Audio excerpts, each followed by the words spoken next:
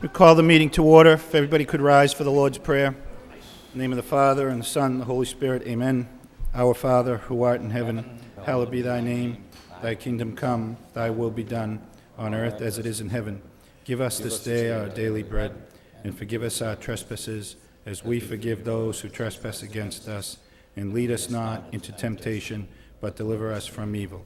Pledge of allegiance. I pledge allegiance to the flag of the United States of America, and to the republic for which it stands, one nation, under God, indivisible, with liberty and justice for all. Roll call. Councilor Rita Mercia. Here. Councilor Milanazzo. Here. Councilor Ramirez. Here. Councilor Broderick. Here. Councilor Caulfield. Here. Councilor Donahue. Here. Councilor Elliott. Here. Mayor Martin. Here. Councilor Armin Mercia. Here. 9 present. Okay, I would like to introduce and welcome to the meeting for the first time our new city auditor, Cheryl Wright, who's with us today.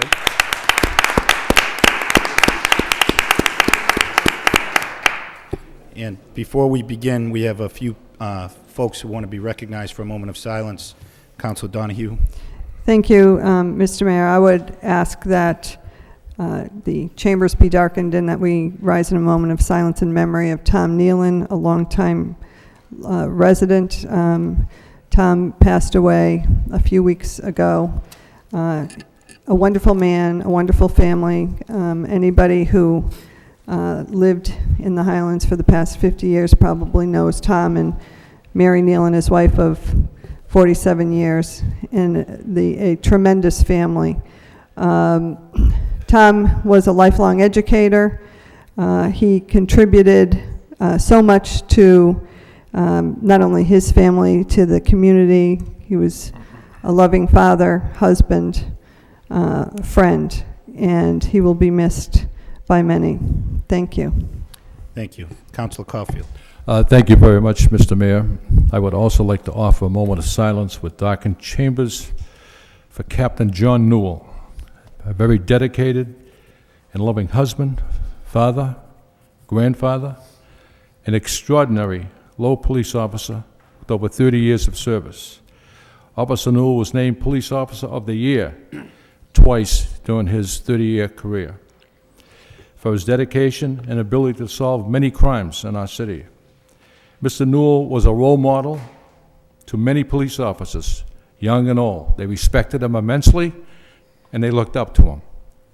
Also for Doris Hart, the loving wife of William Hart, former employee with the Department of Planning and Development from 1968 to 1988, lifelong resident of the city of Lowell and parishioner of St. Michael's Parish. Also for William McDowell, husband of Kim McDowell, loving and devoted husband, father, grandfather, former employee of the city of Lowell, businessman, father of Julie McDowell Conroy, Lowell Police Department, also the father of Denise McDowell Perrin, a Lowell school teacher, and Mary Palermo. I'd also like to offer a few words on Tom Nealon, who just an outstanding human being, teacher, just a great husband and father and grandfather. Thank you. Thank you. Councilor Armin Mercier. Oh, I'm sorry, Councilor Rita Mercier. Thank you, Mr. Mayor. I'd like to offer a moment of silence in darkened chambers for Teresa Kakavis, a well-known resident of the city of Lowell, devoted mother and grandmother. She was the wife of Theodore Kakavis, who died in 1980. She was employed as a missile tester by Raytheons in South Lowell. She was a member of the Transfiguration Greek Orthodox Church in Lowell. She was a member of the IBEW Local 1505 and a former member of the East End Club Women's Auxiliary. And she is survived by 10 children and 24 grandchildren. And as you can recall, Councilor Mercia made a motion to honor the family in front of this particular Greek Orthodox church, which she attended just about a couple of weeks ago, and it was so sad to see her passing so quickly. I'd like to offer a moment of silence as well for John Happy Harrigan, only 42 years old, died unexpectedly. He was formerly an employee of the City of Lowell, most recently in the Parks and Recreation and Cemetery Department, Besides his parents, he is survived by a sister, Joanne, who works in the water department, 4 brothers, and he will be truly missed, as well as my last person who I just went to see this evening at St. Anne's Episcopal Church, Myrta Garcia. She's the wife of German Garcia, to whom she was married for 43 years. She was a communicant of St. Anne's Episcopal Church, and she worked in Wang Laboratories for many years. And she enjoyed numerous activities in the Lowell Senior Center. That's how I got to know her. She attended all the classes, adult education, music, the dancing, computer. I just saw her like 3 weeks ago. She was as vibrant and energetic as anyone in this room. She will be truly missed. Very young lady as well, and we will be missing all of these people. Thank you. Thank you. Councilor Milanazzo. Thank you, Mayor Martin. I'd just like to offer a few words on behalf of Doris Hart. I worked with Doris over at the Planning and Development Office from 1978 until 1984, and she was truly a dedicated employee. Really, any type of question that you needed answered regarding accounts payable or anything that had to do with the Community Development Block Grant Program, you just had to go to Doris, and she didn't even have to look anything up. She just knew it off the top of her head, and she really, I'm not sure she ever even took a sick day. She really was truly a dedicated employee. And as Councilor Caulfield indicated, she was the loving wife of Bill, and she was an aunt and sister, and the mass that they had 2 Saturdays ago was really just a wonderful tribute to Doris, and she will truly be missed. Thank you. Thank you. Councilor Elliott.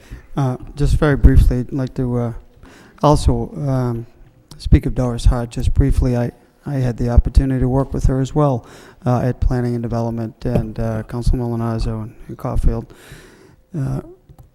really described her the way, the type of woman she was. She not only dedicated, she was just a kind woman, compassionate woman. Never saw a frown or a crossword from Doris, and she'll certainly be sorely missed. Okay.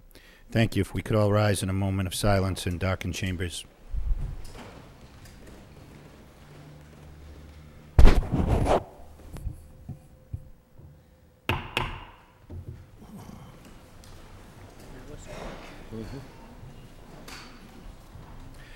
Thank you. May they rest in peace. The first item on the agenda is approval of the minutes of the December 19th meeting. Motion to approve by Councilor Elliott, seconded by Councilor Mercier. All those in favor say aye. Any opposed? The minutes are accepted.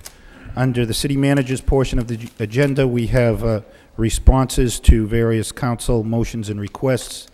Any questions or comments concerning those? Councilor Mercier. Thank you, Mr. Mayor. We all did receive a copy of a report from the Planning and Development Department and the Police Department regarding the Pathfinder's proposal for Rock Street. I think it's a detailed report. However, there is one question that I have about it. It indicates that police details were provided 7 days a week for 10 weeks, from 8 a.m. to 12 noon, 4 p.m. to 8 p.m. for 10 weeks in July through September.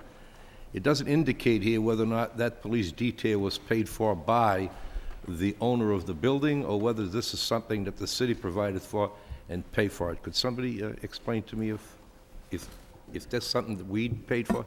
Council, I'll have Assistant Manager Coggins respond. Good evening, Mr. Mayor, Mr. Manager. It was actually funded out of the Urban Renewal Grant. The detail was paid for by the city.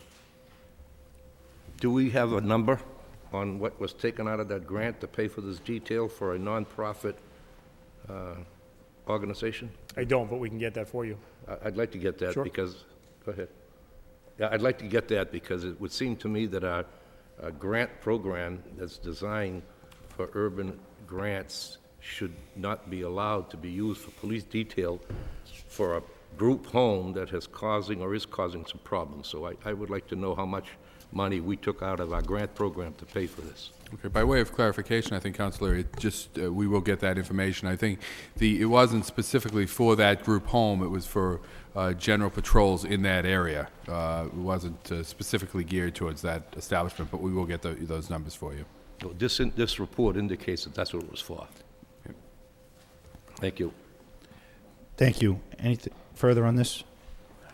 Okay, any other Mr. Manager? If I may, Mr. Mayor, just a couple of other pieces of correspondence that I've provided to you tonight that has been placed on your desk. One, a response to Councilor Elliott's motion of December 12th regarding the naming of the new bridge over the Merrimack River and for former City Councilor Richard Howe. There's a document on that with, transmitting a letter from Senator Pangiotakis that outlines how the City Council would go about naming the bridge as such if they so voted. The second is a letter that I've forwarded to you regarding a number of issues regarding the tow contract. I know there's a couple of motions on regarding that tonight, but just outlining or addressing some of the questions that have been raised and my position as well as the position of the police department and law department with regards to those questions. And then finally, I think most significantly is in terms of the larger issues facing the community.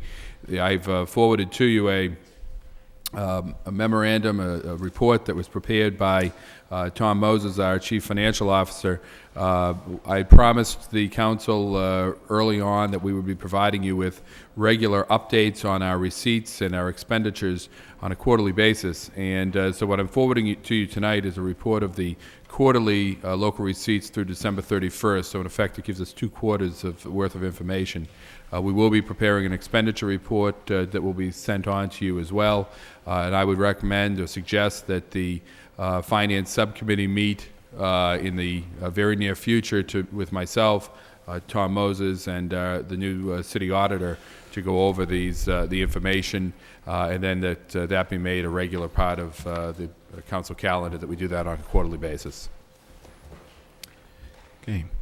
Thank you. Councilor Elliott. Thank you, Mr. Mayor. While we're on manager business, we did receive a letter from Senator Pangiotakis, excuse me, regarding the naming of the new bridge for former councilor, former Mayor Richard Howe. And I just think we need some clarification, Mr. Manager, in the future. That the letter references the Textile Memorial Bridge, which I believe is scheduled to be demolished, or it's going to come down. So, and the state is building the new bridge with state funds. So, if we don't have to, we're not renaming the Textile Memorial Bridge. Is the point that I think there might be some confusion in the letter that we received January 4th. I think we all received a copy of it. So, just by way of clarification, we're not renaming the textile, we're naming a new bridge that is being built by the state. Correct. That they're paying for. So I presume that if they don't want to, if they don't want to have a say in it, that's fine. We'd like to name it, but can we follow up on that? That's my understanding, Councilor, but we'll double check on that. Okay. Thank you. Okay. Motion to accept the communications placed on file by Councilor Broderick, seconded by Councilor Ramirez. All those in favor say aye. Any opposed? The communications are accepted, placed on file. Next item is a request for out-of-state travel by the city manager. Dear Mayor and councilors, attached is a travel request from Ken LaValle, acting superintendent of police, to send 2 employees of the Lowell Police Department to West Palm Beach, Florida for training in domestic violence and danger. Mr. Manager? Mr. Mayor, that particular travel request has been being withdrawn to send to the West Palm Beach. Okay. Okay. I don't know if we need a motion to defer action on this by Councilor Milanazzo, seconded by Councilor Ramirez. All those in favor say aye. Any opposed? That motion's withdrawn. All right. Mr. Mayor? Yes. Can I just ask a question? Why is it being withdrawn, Mr. Manager? It was determined by the police superintendent that particular conference and workshop was not essential for the operation of the police department. The other travel request is deemed to be more important. Okay. And that is this next request that I'm about to read. It's, Dear Mayor and Councilors, attached a request from Ken LaValle, acting superintendent of police, to send 2 employees of the Lowell Police Department to Denver, Colorado, training in building comprehensive responses to domestic violence. Travel will take place March 5th through March 9th. Funds for this travel will come from the Violence Against Women's account. If you have any questions, please do not hesitate to call. Sincerely, Bernard F. Lynch, City Manager. So motion to approve by Councilor Broderick, seconded by Councilor Caulfield. Roll call, please. Councilor Rita Mercia. Yes. Councilor Milonazo. Yes. Councilor Ramirez. Yes. Councilor Broderick. Yes. Councilor Caulfield. Yes. Councilor Donahue. Yes. Councilor Elliott. Yes. Mayor Martin. Yes. Councilor Arman Mercia. Yes. 9 yeas. Okay, the next item is in order pursuant to Chapter 13 of the Code of Ordinances, City of Lowell, Massachusetts, concerning Section 13-6 thereof, entitled Temporary Experimental Regulations. Temporary traffic regulations are hereby implemented for a period of days, whereas the City of Lowell desires to make temporary rules regulating traffic under actual conditions for a period of 60 days, and whereas Chapter 13 of the Code of Ordinances, City of Lowell, Section 13-6 thereof, entitled Temporary Experimental Regulations, authorizes the City Council to make temporary rules for a period not to exceed 60 days. Now therefore be it ordered and adjudged and decreed by the City Council of the City of Lowell as follows: effective upon passage and continuing for a period of 60 days thereafter, the following temporary traffic regulations shall be implemented. Section 13-158, parking prohibited on certain streets at all times, is hereby amended by added the following: Madison Street, southerly side, entirety. Second reading by title. An order pursuant to Chapter 13 of the Code of Ordinances, City of Lowell, concerning Section 13-6 thereof, entitled Temporary Experimental Regulations. Temporary regulations are hereby implemented for a period of 60 days. Questions? Roll call. Councilor Rita Mercia. Yes. Councilor Milonazo. Yes. Councilor Ramirez. Yes. Councilor Broderick. Yes. Councilor Caulfield. Yes. Councilor Donahue. Yes. Councilor Elliott. Yes. Mayor Martin. Yes. Councilor Arman Mercia. Yes. 9 yeas. Next item is a vote authorizing the city manager on behalf of the City of Lowell to accept a gift of $500 for use by the City of Lowell Fire Department, whereas WL French Excavating Corporation desires to donate the sum of $500 to the City of Lowell Fire Department, whereas the City of Lowell desires to accept the gift of said funds to enable the Fire Department to purchase firefighting equipment. Now therefore be it voted that the city manager be and hereby is authorized in the name of the City of Lowell to accept a gift of $500 for use by the City of Lowell Fire Department pursuant to Mass General Laws, Chapter 44, Section 53A, and be it further voted that we, the members of the City Council of the City of Lowell, jointly and severally do hereby commend and officially extend the gratitude of the City of Lowell to WL French Excavating Corporation for the generosity displayed through the donation of the aforesaid funds to the City of Lowell. Second reading by title, a vote authorizing the city manager on behalf of the City of Lowell to accept a gift of $500 for use by the City of Lowell Fire Department. Any questions? Roll call. Councilor Rita Mercia. Yes. Councilor Milonazo. Yes. Councilor Ramirez. Yes. Councilor Broderick. Yes. Councilor Caulfield. Yes. Councilor Donahue. Yes. Councilor Elliott. Yes. Mayor Martin. Yes. Councilor Arman Mercia. Yes. 9 yeas.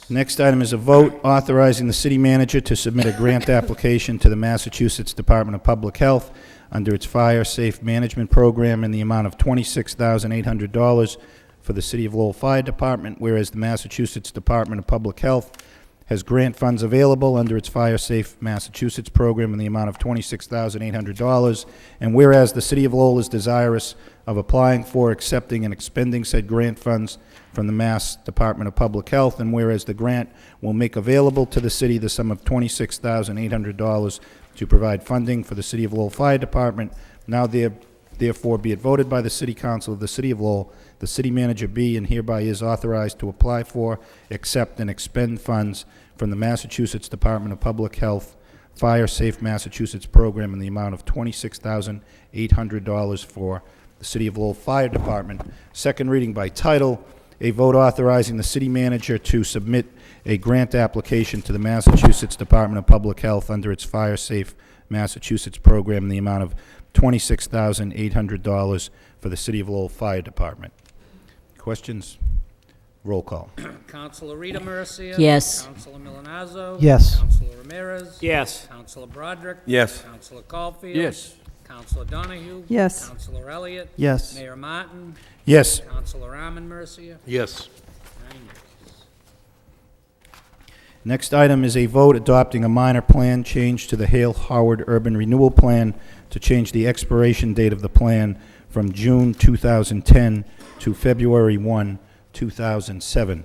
Motion to waive the first full reading by Councilor Ramirez, seconded by Councilor Broderick. All in favor of that motion, say aye. Any opposed? That motion is approved. Second reading by title, a vote adopting a minor plan change to the Hale Howard Urban Renewal Plan to change the expiration date of the plan from June 2010 to February 1, 2007.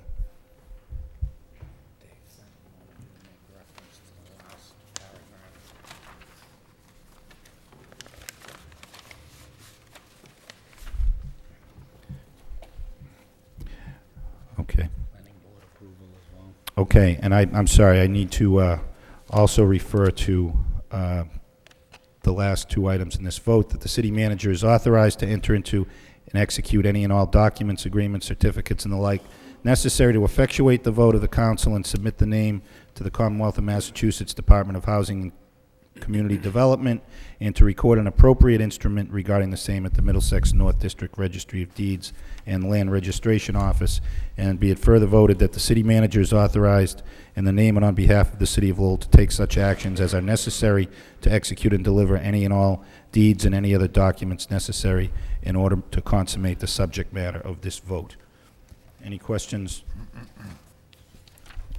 Councilor Armin Mercer. Yeah, could we have just a little bit of explanation here and why we're changing this date? The original plan was for 2010 for some particular reason, and I don't remember it. Jim Sullivan was here at the time, and so was I. Why is this being reduced in time?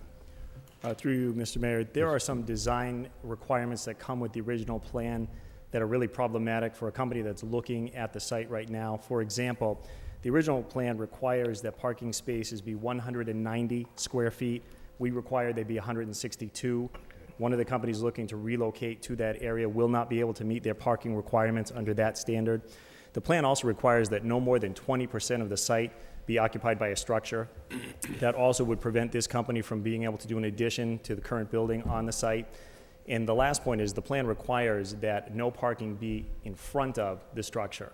This particular property, the way it's laid out, the building is laid out on the property, they will have to utilize the parking that would be available in front of the building. So for those reasons, when we had talked to DHCD, it was their recommendation with only 3 years to go that instead of doing a major plan change as we would do for the acre plan or the jam plan, that we come to the council and ask you to terminate that time period 3 years earlier. So the original plan, it really restricts what we're trying to do there now? It greatly restricts what we're trying to do now. Thank you. Okay, any further questions? Roll call. Councilor Rita Mercia. Yes. Councilor Milonazo. Yes. Councilor Ramirez. Yes. Councilor Broderick. Yes. Councilor Caulfield. Yes. Councilor Donahue. Yes. Councilor Elliott. Yes. Mayor Martin. Yes. Councilor Armin Mercia. Yes. 9 yeas. The next item is a resolution requesting that the Board of Parks name the basketball courts at the Commonwealth Avenue Playground for Thomas Hebert. Now, therefore, be it resolved by the City Council of the City of Lowell as follows, that we, the members of the City Council of the City of Lowell, jointly and severally hereby request the Board of Parks name the basketball courts at Commonwealth Avenue Playground as the Thomas Hebert Basketball Courts, and that this resolution be forwarded to the Board of Parks to formally vote the name and to name such basketball courts as indicated herein. Second reading by title, a resolution requesting the Board of Parks name the basketball courts at Commonwealth Avenue Playground for Thomas Hebert. I believe this resolution is in response to a motion I filed earlier at the suggestion of Commissioner Bellegarde about a very active user of these courts, and it's to forward the request on to the Board of Parks, which is meeting, I believe, the last day in January. Move approval. Second. Motion approved by Councilor Armin Mercia, second by Councilor Elliott. Roll call. Councilor Rita Mercia. Yes. Councilor Milonazo. Yes. Councilor Ramirez. Yes. Councilor Broderick. Yes. Councilor Caulfield. Yes. Councilor Donahue. Yes. Councilor Elliott. Yes. Mayor Martin. Yes. Councilor Armin Mercia. Yes. 9 yeas. Okay, we have, under the public hearings, there is the quarterly traffic ordinance. There was some mistake, I think, in at least posting the ordinance on some of the agendas that were posted. So what I have been advised by the clerk and the solicitor is that we perhaps open the public hearing this evening and recess the matter till next week. There's nothing time critical here, but it seems that some of the advertisements showed it for tonight, some others may not have so showed it. So if there's no objection, I would open the public hearing on the quarterly traffic ordinance and see if there's anybody here who would wish to speak in favor or in opposition to that ordinance. Okay. Hearing none, would entertain a motion to recess this matter for 1 week by Councilor Broderick, seconded by Councilor Caulfield. All those in favor say aye. Any opposed? The hearing will be recessed for 1 week, and we'll conduct the remainder of the public hearing next week. Next item is a vote authorizing the city manager to submit a grant application to the Executive Office of Public Safety under its Firefighting Equipment Grant 2007 in the amount of $29,000 for the City of Lowell Fire Department, whereas the Executive Office of Public Safety has grant funds available under its Firefighting Equipment Grant 2007 in the amount of $29,000, and whereas the City of Lowell is desirous of applying for, accepting, and expending said grant funds from the Executive Office of Public Safety, and whereas the grant will make available to the city the sum of $29,000 to provide funding for the City of Lowell Fire Department, now therefore be it voted by the City Council of the City of Lowell that the city manager be and hereby is authorized to apply for, accept, and expend funds from the Executive Office of Public Safety under its Firefighting Equipment Grant 2007 in the amount of $29,000 for the City of Lowell Fire Department. Second reading by title, a vote authorizing the city manager to submit a grant application to the Executive Office of Public Safety under its Firefighting Equipment Grant 2007 in the amount of $29,000 for the City of Lowell Fire Department. Questions? Councilor Milanazzo? Thank you, Mr. Mayor. Through you to the city manager. When we submit an application like this and receive, again, $29,000, do we encourage department heads to look at offsetting the capital budget that was approved by the council with the sum? I know it's $29,000, but at some point, either quarterly or semi-annually, do we take a look at the capital budget versus what grant funds may have come in to take a kind of a running tally? Certainly, we can do that in the future to look at that. I think a large part of that, of course, is that as I've spoken to in the past, the city really doesn't have a comprehensive capital improvement plan that we'd be able to identify as we develop that plan different funding sources. But I certainly think that we can do that in the future moving forward to try to do that. Thank you. Any further questions?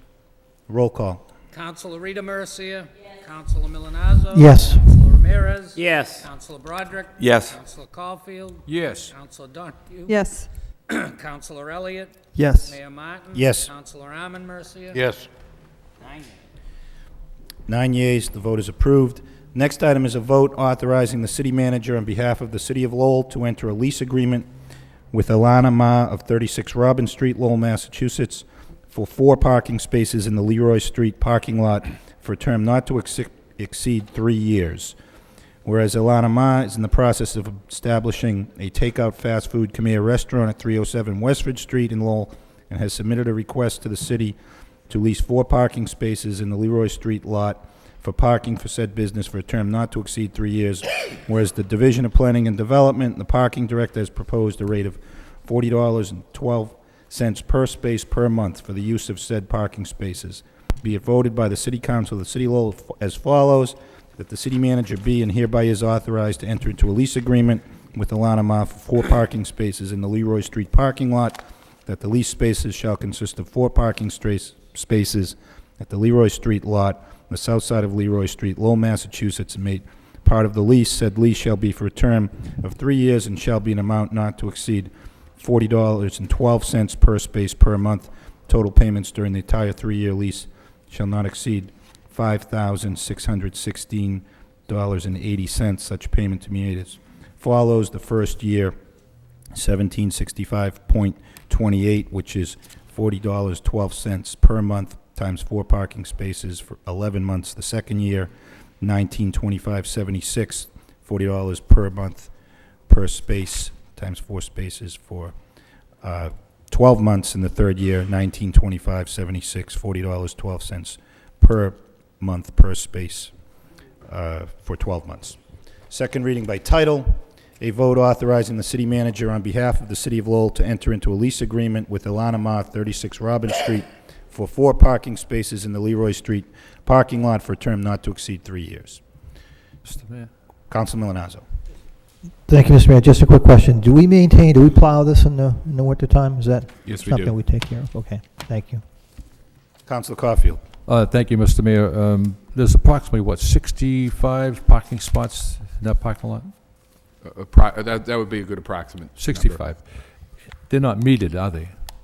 No. So, and I've driven through that parking lot, not on a regular basis, but I've driven through it, and there's many spots empty.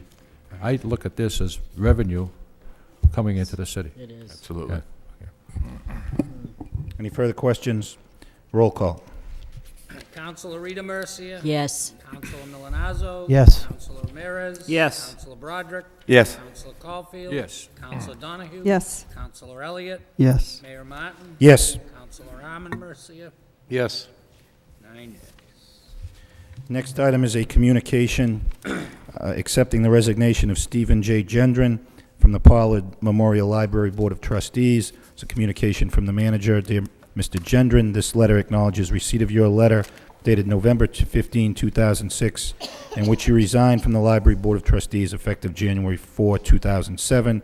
Your resignation is accepted. I'm filing your resignation and this acceptance thereof with the city clerk as required by law, and also forwarding copies as a communication to the city council. The city of Lowell appreciates your years of service as a member of the Library Board of Trustees, and on its behalf, I extend thanks. I'm sure you'll be an asset to the City of Lowell Planning Board. Very truly yours, Bernard F. Lynch, City Manager. Questions? Motion to accept the communication placed on file by Councilor Milonazo, seconded by Councilor Broderick. Roll call. All those in favor say aye. Any opposed? The communication is accepted, Mr. Mayor, placed on file. before you move on, I would also like to thank Steve Gendron for his dedication and his leadership during the renovation of the Pollard Memorial Library. And I know, Mr. Manager, sent him a letter of thanks. So on behalf of the council, I'd like to thank him as well. Thank you. Under reports, we have reports from the wire inspector on the Massachusetts Mass Electric conduits or National Grid conduits, Belmont Ave and Hall Street. A motion to adopt the accompanying order by Councilor Milonazo, seconded by Councilor Broderick. All those in favor say aye. Any opposed? The orders are adopted. Under petitions, we had one Excuse me, from... Mr. Mayor, Yes. subcommittee reports? I'm sorry, subcommittee reports. Councilor Ramirez. Thank you, Mr. Mayor. I will be brief. The Higher Education Subcommittee did meet this evening at 5:30 here in the council chambers. Vice Chancellor Diana Trudeau-Brune, Roger Call, the project manager, and City Manager Lynch were in attendance, along with Councilor Donahue and Councilor Milazzo and myself. Basically, she just took a moment to update us on a number of projects that are going on at the university. The first one is on Riverside Street, where they are looking to place the utilities underground. They're looking to take down the telephone poles and the wiring, and they're looking to put them underneath the sidewalk, which I think is going to be an improvement. They're also looking to illuminate the sidewalks and the crosswalks in a very progressive way. It's being done out in Amherst at this point right now, and it would really benefit the university. Another important item was they are looking at utilizing some of the large flat roofs up at the university to create a green roof, which would improve energy and water runoff. They reported that the University of Massachusetts garage across from the Spinners is now complete. It has 630 spaces, and it came in on time and on budget, my understanding. As regards the ice project at the arena, Manager Lynch informed us that there is an evaluation that's going to be taking place during this week to see if it will last another season. If not, they're looking to get started on that project by the spring. The issue that we'd all be interested on was the Nano building. She gave us a very brief synopsis. It's still looking to cost $80 million. However, a highlight is that they've hired an architect, HDR, who has a very impressive resume. It's built a number of these buildings across the country already, Purdue University, the Brook National Conservatory in New York, and so forth. The site selection, unfortunately, has been pushed back from January to April of this year. She is of the opinion that if the site selection is picked by April, that they will be ready to open for business the Nanotechnology Center by September of 2010. That is my report of progress. If members want to chime in. Okay. Councilor Milonazo. Thank you. That was a very complete report, but let me just add that HDR Architects, they've been selected to do the site evaluations, and as you recall, there are 4 sites being looked at: the Hamilton Canal District, the Lawrence Mills, UMass Lowell West, the property in Chelmsford, and then UMass Lowell North over by Olney Hall. And then beyond that, they're also looking at programming. So they're looking at really 2 specific work items, the evaluation and the programming. They will also be eligible to be in the site, not site selection, but as the final architect going forward as well. So as Councilor Ramirez indicated, they are really nationally renowned architects for these types of buildings, and UMass Lowell and now the city through this partnership effort should be very excited that they've been selected. Thank you. Thank you. Any further comments? Councilor Donahue. Thank you. My only question, or maybe by way of suggestion, they did give us a demonstration on these illuminated crosswalks, which were pretty interesting, that have been utilized out in Amherst at the university. And what happens is when the students, well, in UMass anyway, in Amherst cross, it lights up. The lights light up if someone's in the crosswalk, and they gave us the costs, to do this. The university wants to do it in some of the key, Riverside, in places where students are crossing that are dangerous and at night and so forth. But it may be worth, Mr. Manager, having our traffic engineer, take a peek at that.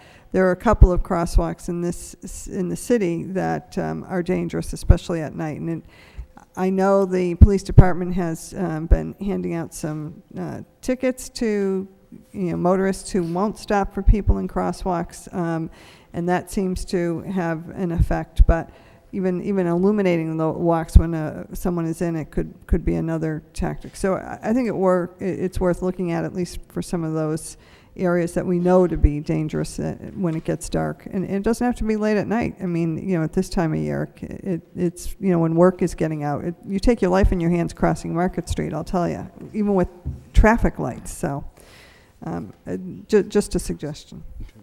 Mr. Manager. If I may, Mr. Mayor, the Councilor, I had an opportunity to speak with the university officials before they left and asked them to make sure that obviously they coordinated all of this work with our DPW and with our traffic people. And it is something I'm very interested in. There are some different techniques that have been used in other communities and the city has already done a large part with many of its crosswalks to delineate them from normal pavement so that to get people to slow down. This is certainly a new technology that I think is very worth exploring. A little expensive, but particularly for those crosswalks where there is a problem of darkness that people just can't see them, I think that offers some real opportunities. So we're anxious to see how they work out for them.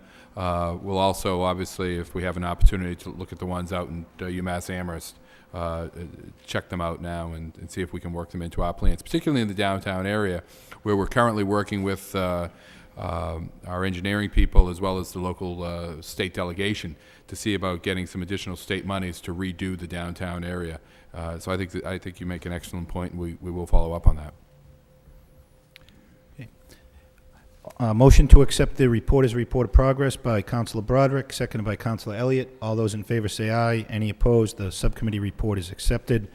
Under petitions, there is a petition from Ilana Ma, a restaurant at 307 Westford Street that's been acted on.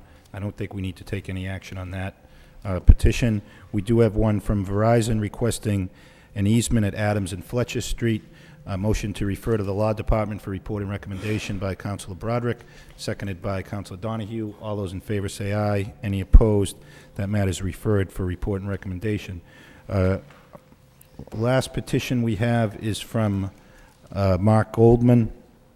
Dear Mr. Johnson, I wish to be put on the agenda for Tuesday, January 9, 2007, to speak before the City Council concerning issues facing the City of Lowell. Mark Goldman, 58 Oakland Street. Mr. Goldman, do you wish to be heard on this petition? If we could just remind you, we do have a 5-minute rule here. Yes, I know that. Thank you.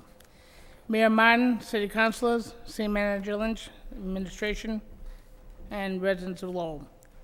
I'm here tonight to talk about issues facing Lowell and a vision. The issues facing the city are serious, but not insurmountable. The issues of the budget, public safety, education, downtown revitalization, and overall community revitalization.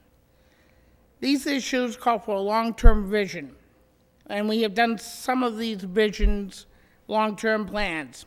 The Lowell Master Plan, the Downtown Master Plan, where there'll be a downtown summit next week, a 20-year acre development plan, the JAM Plan, Lawrence Mills Manufacturing Reuse Plan, Open Space Plan, and the Flowering City Plan. There was a charrette in November of last year. There'll be another one in May of this year, and the Lowell zoning update. These are impressive milestones for the city, and I've seen it's taking Lowell to a next higher level. We are an all-American city, a destination city, a national park, a heritage state park city. We're also a tree city, USA designation.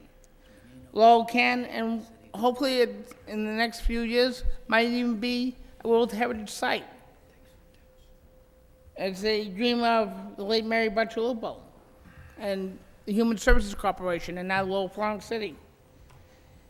It would showcase the canals, and it would be a worldwide thing that would bring tourists from all over the world.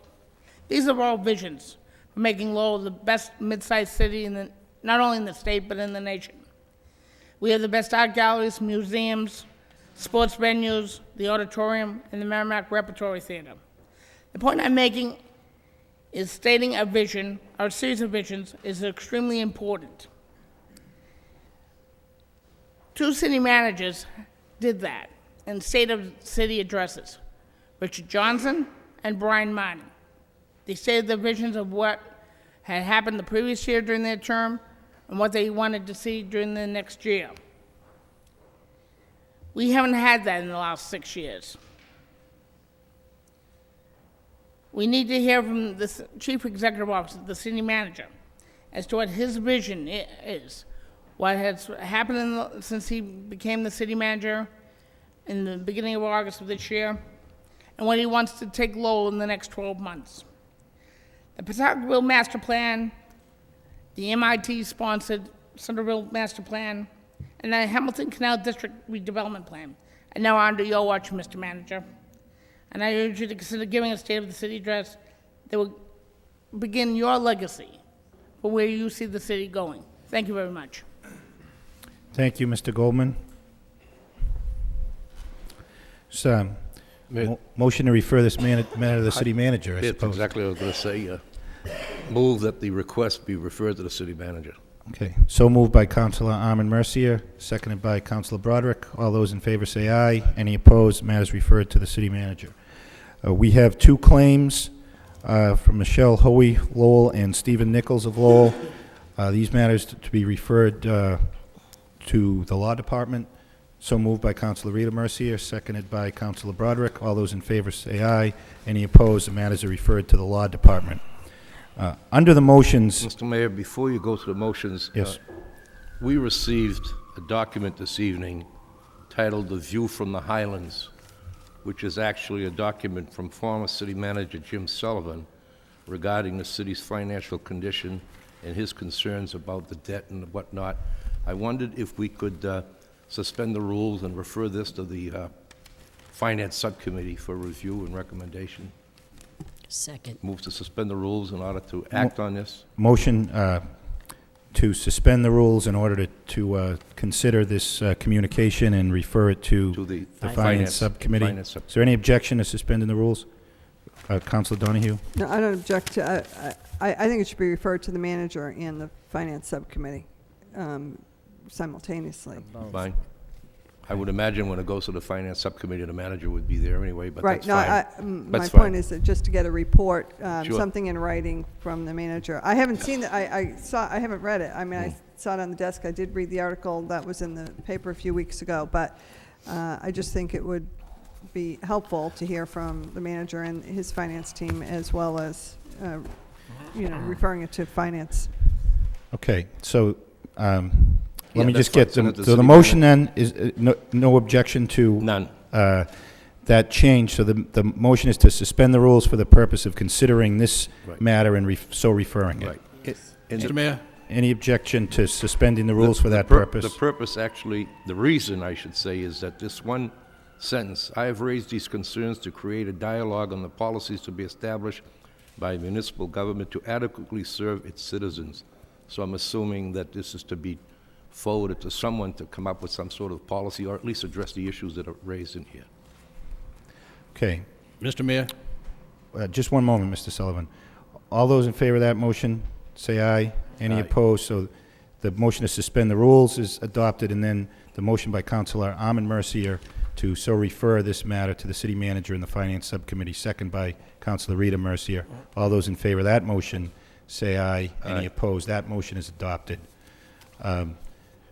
Mr. Sullivan, do you want to be recognized? That would If I may. require 5 minutes, Jim. another motion to suspend the rules.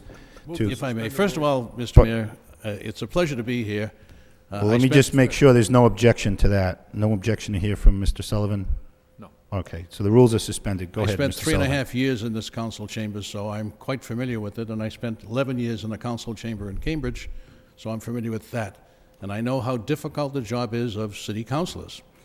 The purpose of leaving these things on your desk, first of all, this was the article that was written in the Lowell Sun as an op-ed piece on my behalf. But in addition to that, what I've included in there, and I just want to clarify this so you understood what it is, beyond that article is a schedule of the bond payments on the parking garage. And these come from the city's documents, not from myself. They're Schedule A and Schedule B. One of the things that disturbed me was the Schedule B is a taxable bond at 5.5%, and I've never seen a general obligation bond issued as a taxable bond. I've seen municipal revenue bonds, but not that. So I was quite surprised. I checked it out. If you take a look at it, the taxable bond, they pay principal, they pay interest on it up until the year 2020 before they start to pay any principal. I've never heard of that system before either. And that whole thing cost about $45 million for this parking garage that supposedly was going to cost $21 million a short time ago. But these are documents from the bond prospectus that can be picked up in the treasurer's office, indicating that one of the projects, proposed projects, is for the JAM plan to up to 1,000 units of housing. I can only tell you that the city can't afford that, and it will certainly never solve a financial problem for the city. But I want to call the attention that these are your figures and not mine, and it talks about, in the JAM plan, a market-supportable mix of commercial space, including a large floor plate retail space and new office space, and up to 1,000 new market waterfront residential units in the area along the Hamilton, Pawtucket, and Merrimack Canal. In the policy sheet that you have that I wrote, the policy of encouraging residential housing is bad. It does not help, it doesn't create jobs, and when you have 79% of the taxes in the city are paid by residences, you've got to deviate from that and start to encourage commercial and industrial development, not housing. So with that, I would welcome the opportunity, if you refer it to the Finance Committee. I would like somebody to prove me wrong, but I'm not.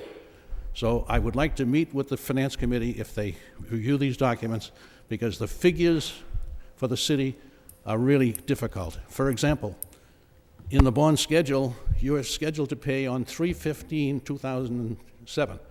In this current budget year, $394,000 in interest on this bond that was approved on September the 15th of last year. And you're going to pay next year over $2 million in interest before you start to pay off any principal. And you pay no principal on the taxable bond until the year 2020. Those are not good financial figures, and I would refer to CPAs or anybody else to take a look at the financial problems that are engendered by this program. Thank you. Okay. Thank you, Mr. Sullivan. I'm sure we'll have a full discussion on all of these matters at the Finance Subcommittee. Anything further? All right. On the motions, I was going to request, if there's no objection, the last motion this evening is my motion. It's something that's been before the council several times. It's to adopt a home rule petition concerning the expiring use units we have here in the city.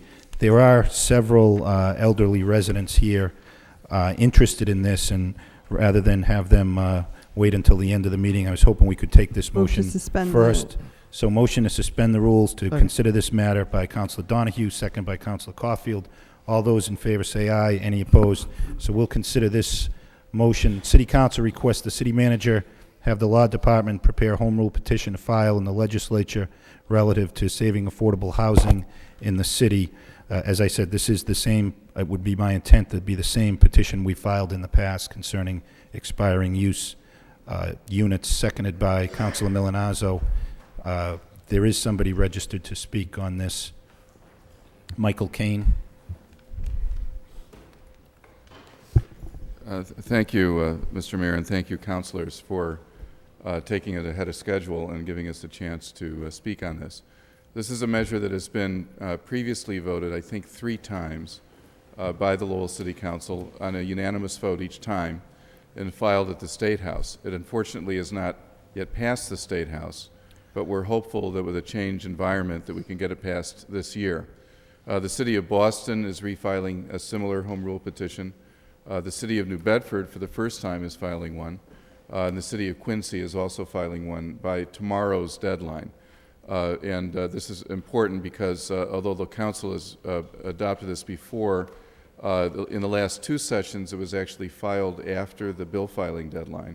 And as a result, it went to the Rules Committee and died. So it's important to pass it and file it tomorrow before the bill filing deadline so it gets a fair hearing.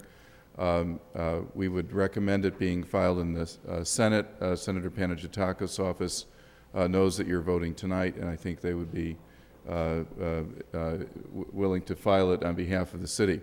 What the measure would do in brief is it would give the city some no-cost tools to preserve the buildings that have been always regulated and subsidized since they were built, to preserve them as affordable subsidized housing. And this is not an academic matter. The Centennial Island development, and with me tonight is Barbara Turner, who's been a leader on this issue for many years, when she was head of the Downtown Neighborhood Association, when she was an organizer with our organization. She's a board member of the Mass Alliance of HUD Tenants, so she's kept us alert to what's going on here. In her building, the owner has filed a notice of intent to not renew the project-based Section 8 contract when it expires next August. They filed a proper 1-year notice. We are hopeful that they will change their mind. They have the option to do so in April. Your passage of this will be a message to them that would encourage them to change their mind and extend that Section 8 contract and preserve that as affordable housing. In the event they opt out, what happens now is the tenants would be given vouchers, so the existing tenants would not be displaced, so that's good news. But as those tenants move out or the units become vacant, then they could be rented at market rents. And as you know, that's a beautiful development that actually we think is marketable at market rents if it were to convert. So we're hopeful, though, that that owner will change their mind and extend the contract. There are several other buildings, and there's a list that I distributed that on the last column, you can see the ones that are considered still at risk, where the contracts have been extended only temporarily, and they could be extended from anywhere from 1 to 20 years. Again, even pendency of this at the State House, we believe, will encourage these owners to renew their contracts as they come up. That's exactly what happened in Salem and at Amy Lowell House in Boston, where just having the home rule petitions filed encouraged those owners to either sell to someone that would keep it affordable or renew the contract. So We think this would give you some no-cost tools that would preserve your very precious stock of affordable housing. I don't need to explain why that's important. You all know that. And these are attractive tools because they don't actually cost anything. They would just be regulatory tools. Do not apply to any other buildings in the city. It's not a form of, it's a limited form of rent control for governmentally involved housing. But it does not affect anything else. It doesn't affect any buildings that were not always regulated and subsidized from day one. So I'd be happy to answer some questions, but I know you've got a long agenda, and I appreciate your taking this out of order. I should mention that the Coalition for Better Acre is here in support as well tonight, and there are other tenants here from the Father John's Son, the Lowell Sun building, which is one of the ones where there have been these temporary extensions. So they need your help.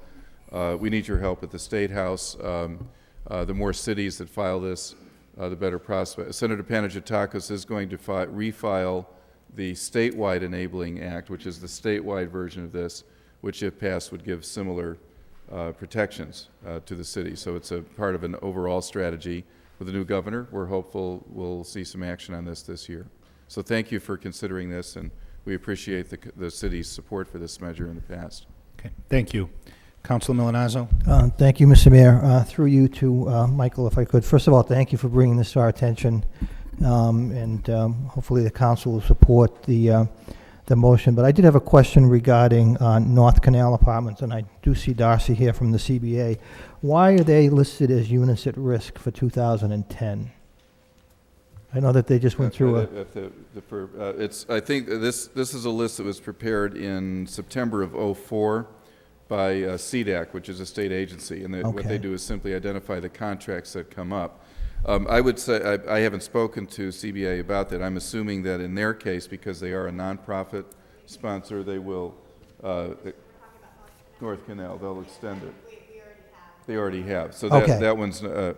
And there are other ones that are on here. This was a list from '04. Right. It's possible that some have already extended. Okay. Or they could extend. But I know that the Father, Son, and John, Lowell Sun, Father John building in Centennial Island do remain at risk. Okay. Thank you. Thank you. Councilor Caulfield. Mr. Mayor, I just request you have a roll call vote on this. This is very important, and I think having a roll call vote would even make it stronger. So thank you. Yeah, I agree. I plan to do that. Any further questions or discussion? Okay, roll call. Councilor Rita Mercia. Yes. Councilor Milanazzo. Yes. Councilor Ramirez. Yes. Councilor Broderick. Yes. Councilor Caulfield. Yes. Councilor Donahue. Yes. Councilor Elliott. Yes. Mayor Martin. Yes. Councilor Arman Mercia. Yes. 9 yeas. 9 yeas, the motion's approved, and we will make sure we get that communicated to the senator tomorrow.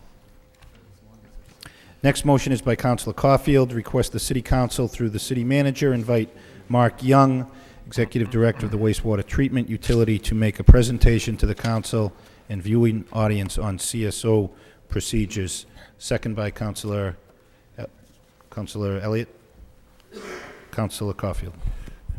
Thank you, Mr. Mayor. I spoke to the manager about this last year, probably early December. I think it's very important for Mark Young to present this great presentation that he has shown the subcommittee, but more importantly for the viewing audience at home, and let them know exactly the amount of work that's being done, how costly it is, and how it's going to address the flooding issues in our city. Later this month, Mr. Manager, or in February, but I think it's very important that this presentation is presented to the people, the taxpayers. Thank you. Thank you. Anything further? All those in favor of the motion say aye. Any opposed? The motion is adopted. Next motion by Councilor Caulfield. The City Council requests the City Manager have the Army Corps of Engineers provide an update on flooding issues in the Beaverbrook, Townsend Avenue areas. Second by Councilor Rita Mercia. Councilor Caulfield. Thank you, Mr. Mayor.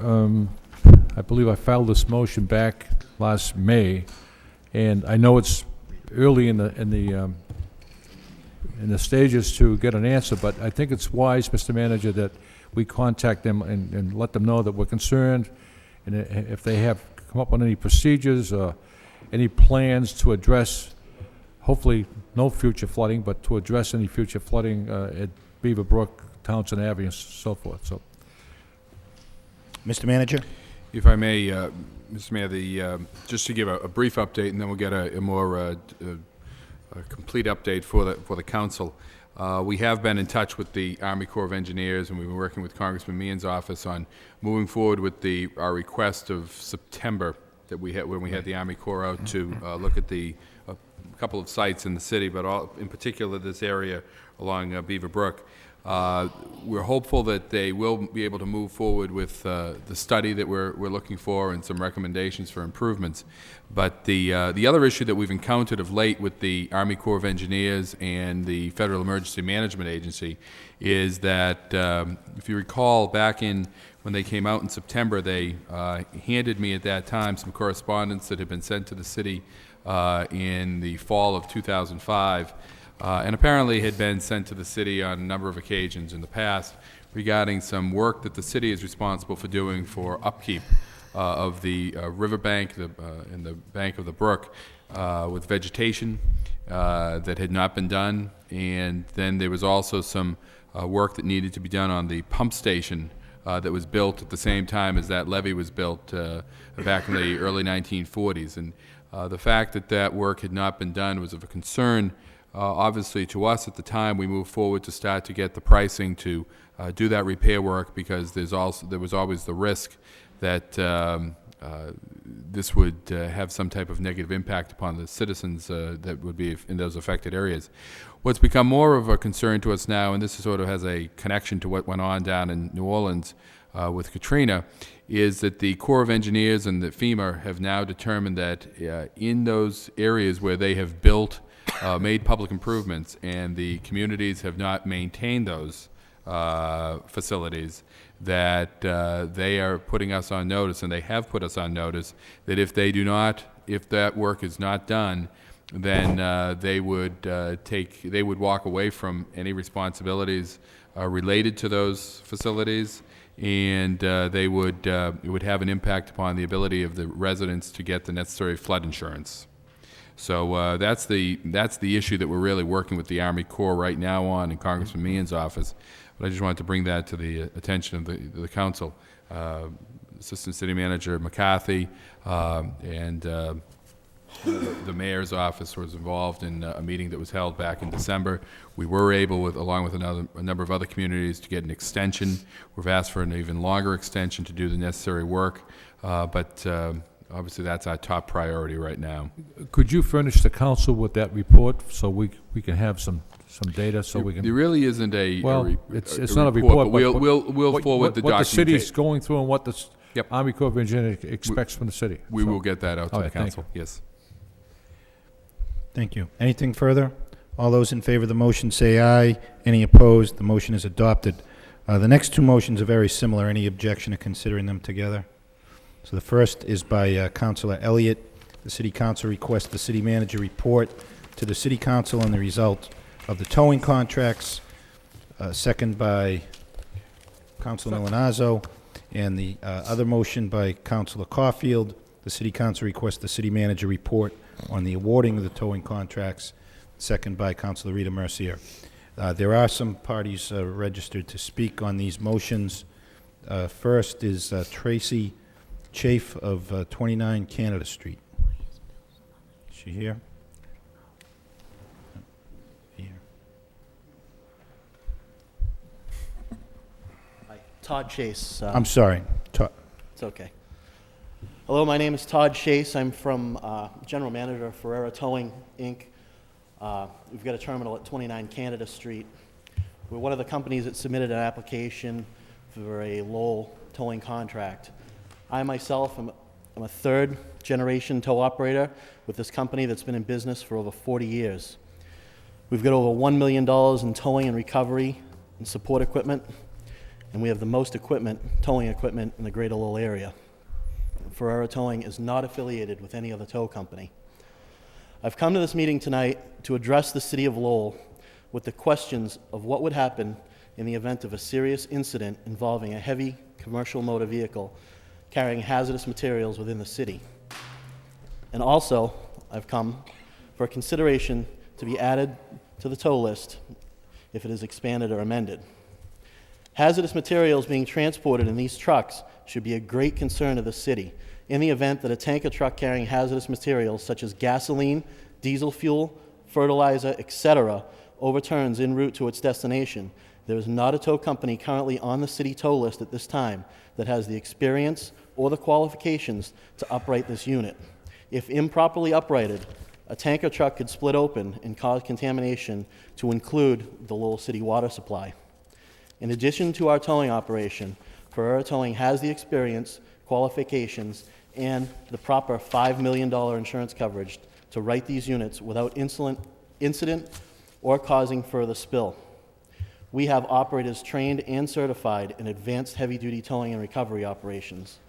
We are the only heavy-duty tow company in Greater Lowell that has a recovery supervisor with the HAZWOP certification. Without this certification, a tow company and recovery operations supervisor working on the scene of a hazmat-related incident would be in violation of federal guidelines. We are also the only towing company in Greater Lowell that is a Massachusetts State Police qualified hazmat tow company. Although it is practical to pump off one of these tankers before uprighting it, there are many situations where it's either impossible or the tank must be lifted as it's being pumped off. This operation is not for those who are inexperienced. Also, we are called by local fire departments to assist in rescue operations using our air cushions in conjunction with heavy-duty tow trucks to lift heavy trucks and equipment off of or away from victims. This is a delicate procedure that we have performed many times. Local fire departments also call on us to assist to stop fuel leaks from punctured tanks and fuel tanks in heavy trucks. We have the ability to quickly pump off the remaining fuel to eliminate further leaking. Included in the packets that were handed out to each of you, to the City Council, are the documentation of the type of work we've experienced, are prepared to perform the insurance and certifications required to be properly prepared for this work. We are a certified Commonwealth of Massachusetts State of Minority and Women Business Assistance. We are certified by them as a women-owned business enterprise. Currently, the city does not have a state-certified minority or woman-owned tow company on the list. We are also authorized by the Massachusetts State Police as an approved towing contractor, in which the state police have already query-checked and approved all of our employees. We believe that we are the most qualified, responsible bidder due to the amount of support equipment available to the city, our hazmat-certified staff, query-approved employees, and SOMBA certification. The City of Lowell should not compromise public safety for a towing consideration price. Again, I respectfully ask the City of Lowell to consider Ferrari towing should be a consideration to be put on the tow list if it is expanded or amended. And thank you for your time this evening. Please feel free to contact us for any reason. If you have any questions. Thank you. Councilor Armin Mercier? I have a question. Have you been given the opportunity to present this case verbally to the city manager? We have sent some correspondence to the city manager prior to the request for information, but that's about the only thing that we've done. If I may? Yeah, Mr. Manager. When was that sent? It was prior to the this past request for information. It was we asked to be put on for the citywide alternate that we felt was open. I would say I don't have a copy of it with me. Could you give an approximate date? When do you think that was? Actually, I dropped it with your secretary at our office. Okay. We had it dropped off maybe October. Okay. It's just after you came on board with the city, actually. Okay. Okay, thank you. Thank you. Excuse me, Yes, one more. Mr. one Manager, more I'm que- sorry. One more question. Was all of that information included within your bid packet that was submitted to the police department? All of this information that I left off tonight is not in the bid packet. I left, in the back of the bid packet, there was one page. I didn't want to overwhelm the bid packet and stuff things in there that everybody wasn't looking for. We did mention that we had a bunch of support equipment to do stuff, to do that kind of equipment. Thank you. To work. Okay. Okay, thank you. The next speaker is Attorney James Bowmill, 120 Fairmount Street.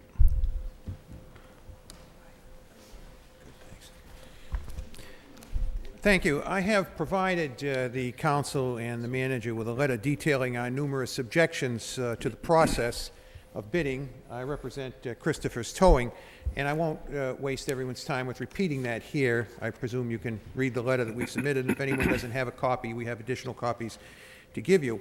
To cut to the chase, apparently my client was disqualified because the Lowell police consider a conviction on a 10-year-old charge to be disqualifying in this matter. Opinions may differ. There are many counselors who are attorneys, and we all go into court and we argue opposite sides of a case. And we all know that when the court rules, the argument is over. And whether we're the President of the United States that wants to hide his documents and not give them to Congress, or we're a homeless person, we're all bound by the laws. We're a government of laws and not of men. And when the court rules, the matter's done. In this case, the court has ruled. The court has ruled that the driver that they were to have, one of the drivers, Mr. Christopher himself, is not a public hazard. He doesn't constitute any danger to the public. He's not likely in any sense to repeat the offense, which we certainly don't make light of.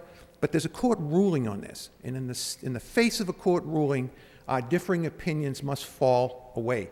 There was no appeal of that ruling. It stands as the law of the case, and I respectfully suggest is binding on everyone. The Lowell police, the manager, myself, everybody. The courts have ruled, and that's that. Second comment has to do with the fairness of the process. Other drivers, other companies had drivers that had committed offenses, and I respectfully suggest worse offenses. And after the bid submission, in which I respectfully suggest they didn't disclose this information, they dismissed those drivers. Nothing is being done about that. That's an unfairness. If they are allowed to continue with their bid simply by dismissing a driver that the Lowell police in their wisdom decide shouldn't be a driver, then my client should be given the same opportunity. He shouldn't be penalized for honestly answering the bid document when other people perhaps did not and are allowed to profit from the fact that they didn't fully disclose the drivers they had on at the time they submitted their bid. Last, the bid document says, in plain English, you must submit a complete response by a particular time and a particular date. It doesn't say omit material information and later on come to the city, claim that the information omitted was minor, and then be allowed to submit it. I have a transcript from a hearing, a court hearing here, and I respectfully suggest, it's referred to in my letter in numerous places, I respectfully suggest it's very instructive, and I'll make copies available to any counselor who wants it. The very same items being now considered as minor and trivial and we should allow the bidder to amend were represented by the legal department of this city before the Superior Court of Massachusetts as being controlling, overwhelming, and necessary just a couple of years ago. I respectfully suggest they haven't changed their character. They're either controlling and overwhelming or they're minor. We have here a situation of what I respectfully call argument by way of conclusion. We say something is minor or we say something is major. We don't provide reasons for why it's minor or reasons for why it's major, not a logical justification for the distinction, but simply an argument by way of conclusion. We have determined it's minor, therefore it's minor. We have determined it's major, therefore it's major. I respectfully suggest that a fundamental principle that we all must live by, especially all of us who are attorneys, is the concept of equal justice under law. Everybody that comes before this council and this city should be treated in the same manner. Whether they're a king or they're a pauper, or they know somebody or they don't know somebody, we all should be treated the same. The worst part of this transcript, I respectfully suggest, and I refer to it in my letter in a few places, is that in the past, and I also say in this case, material information that was omitted from a bid was allowed to be substituted by the personal knowledge of city employees. Bidders were allowed to just ignore putting things in because this or that city employee testified they knew the bidder, and therefore they knew they had the insurance, or they knew they had the towing truck, or they knew they had the site, and therefore it wasn't material that it was included in the bid package. It could be stuck in later. In no other bidding process is a city employee allowed to substitute what he assumes is his personal knowledge for bid documentation. It just isn't done. Respectfully, it just isn't fair. And it certainly discriminates against anybody that's new. And that's all I have to say on the subject. I thank you for your attention. Thank you, Mr. Momel. Next registered speaker is Sherry Ferreira. Remind you, please, we need a name and address, and there's no address here given to the clerk, and limit to 5 minutes, please. My address is 12 Gorham Street in Chelmsford, but my business is in Lowell. What's the address of that? That's 91 Maple Street. Okay. I am Sherry Ferrero, 100% owner of Christopher's Emergency Equipment and Towing, Inc. I was born in Lowell, raised in Lowell, and therefore I started my business in Lowell, a city I defended many times and once was proud of. I have put in for this bid for the last 6 years, and once again, being the highest bidder by $6.25 per vehicle, I was turned away. With the new city manager and the acting chief, I was finally given an answer to the question why. My husband's record, which I feel at this point has been talked about enough and is not the real reason I am here. I feel I have been treated so unfairly by the city I once called home. The request for information is just a way of saying I can pick anyone I want, and somehow I can find a way not to choose you. I was so careful to make sure I had everything right and that I called when anything was questionable. What is good for one bidder is not good for others. My bid had everything that was requested and then some, yet others didn't even have what was requested and they still got the bid. I was always told honesty is the best policy, yet I was honest, and look what happened. By the experience of dealing with the city of Lowell, I was stupid enough not to catch on that lying is the best policy, and just maybe I would have gotten the bid 2 years ago. I feel sorry for the taxpayers this year whose taxes were raised, and maybe they would not have been raised so high if the city last year had taken my bid of $30 per vehicle. If I had towed 1,000 vehicles, the city would have got $30,000. Everybody else bid somewhere between $1 and $1.08. There was the $22 bidder. But the $1.08 person at 1,000 vehicles only paid $1,000, $1,080. I was never given the same options as far as my husband having a record that the other tow companies had received. The city contracts. They were allowed to let their employees go and still keep their contracts. I was never called and given that option. Maybe it's because he's my husband, but my company has 3 divisions. So what? I wouldn't have put him in a tow truck to do a Lowell call, but I wasn't given that option that other tow companies that got the bid was. So to end that, I just want to say thank you to the city manager for finally giving me my answer, to the acting chief, LaValle, who finally gave me my answer.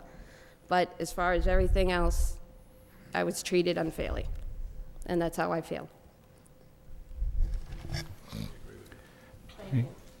Thank you. Next speaker, Christopher Ferreira. I respect to not speak on this issue right now, but I will answer any questions that any of the councilors have on the issue. So if any councilors during the meeting have any questions, I'm here to answer them. Okay? Thank you. And the final speaker, sorry if I pronounced this incorrectly, Yaked Krumuri. Okay. 30 Angle Street. Yes.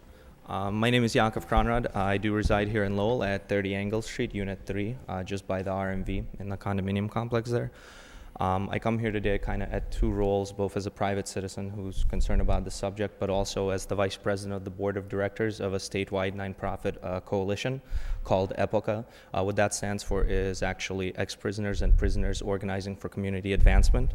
Don't be deceived by the name, though. It is a large alliance of family, friends, and various allies coming together to provide resources and opportunities for people who have paid their debt to society after having committed a wrong. I am here to talk about the issues regarding to the tow contracts that have been awarded. First, I actually want to start by lauding Mr. Lynch for not giving into certain political consideration. I know there was definitely some political fallout with certain people not getting bids who were expecting to because of friends they might have. So I definitely appreciate the decisions not being affected by that. I'll skip right to the point. With the quarry laws in Massachusetts, you are allowed to check quarries when you are considering someone for a position. However, it seems that the city of Lowell has in a way presented a double-edged sword.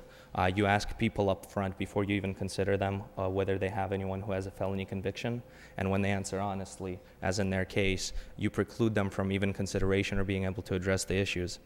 Then if they do not answer honestly, as you say in a statement, I'm basing this off something I read in the Lowell Sun, you will be checking queries for every employee of every other company, and I'm not sure exactly what it means, but taking appropriate action, which I can only assume means taking away the contract. That's a double-edged sword. Basically, that's a way for the city to say, we refuse to work with anyone who might have convicted of a felony in the past. Mr. Ferreira's conviction stemming the charge being 10 years ago, the conviction 6 years ago, I'd like to just bring up a statistic. People who've been convicted of a felony within 7 years, if they're not charged with another crime, they're less likely to offend than someone who's never been arrested. That's a fact. That's just a statistical fact from trial. He is less likely to reoffend in any way than any of you sitting here before me today. Also, I want to bring out the fact that the specific incident that he was accused of is in no way relevant to the tow contracts. By the way, I just want to say I have no personal connection with these people. I only know of them because of this process. I don't condone what he did. I think any sexual charge is awful. I will not get into that. However, people do change, people do move on, and people do make mistakes. When it comes to towing cars, his offense has no correlation to that. I understand if someone had been convicted of breaking, entering, stealing property, and then they were exposed to people's vehicles, I would understand that. However, that is not the case in this situation. There were other people who, Mr. Lynch, you said yourself, you felt you gave the contracts not only to people who bid the most, but to those who were most responsible.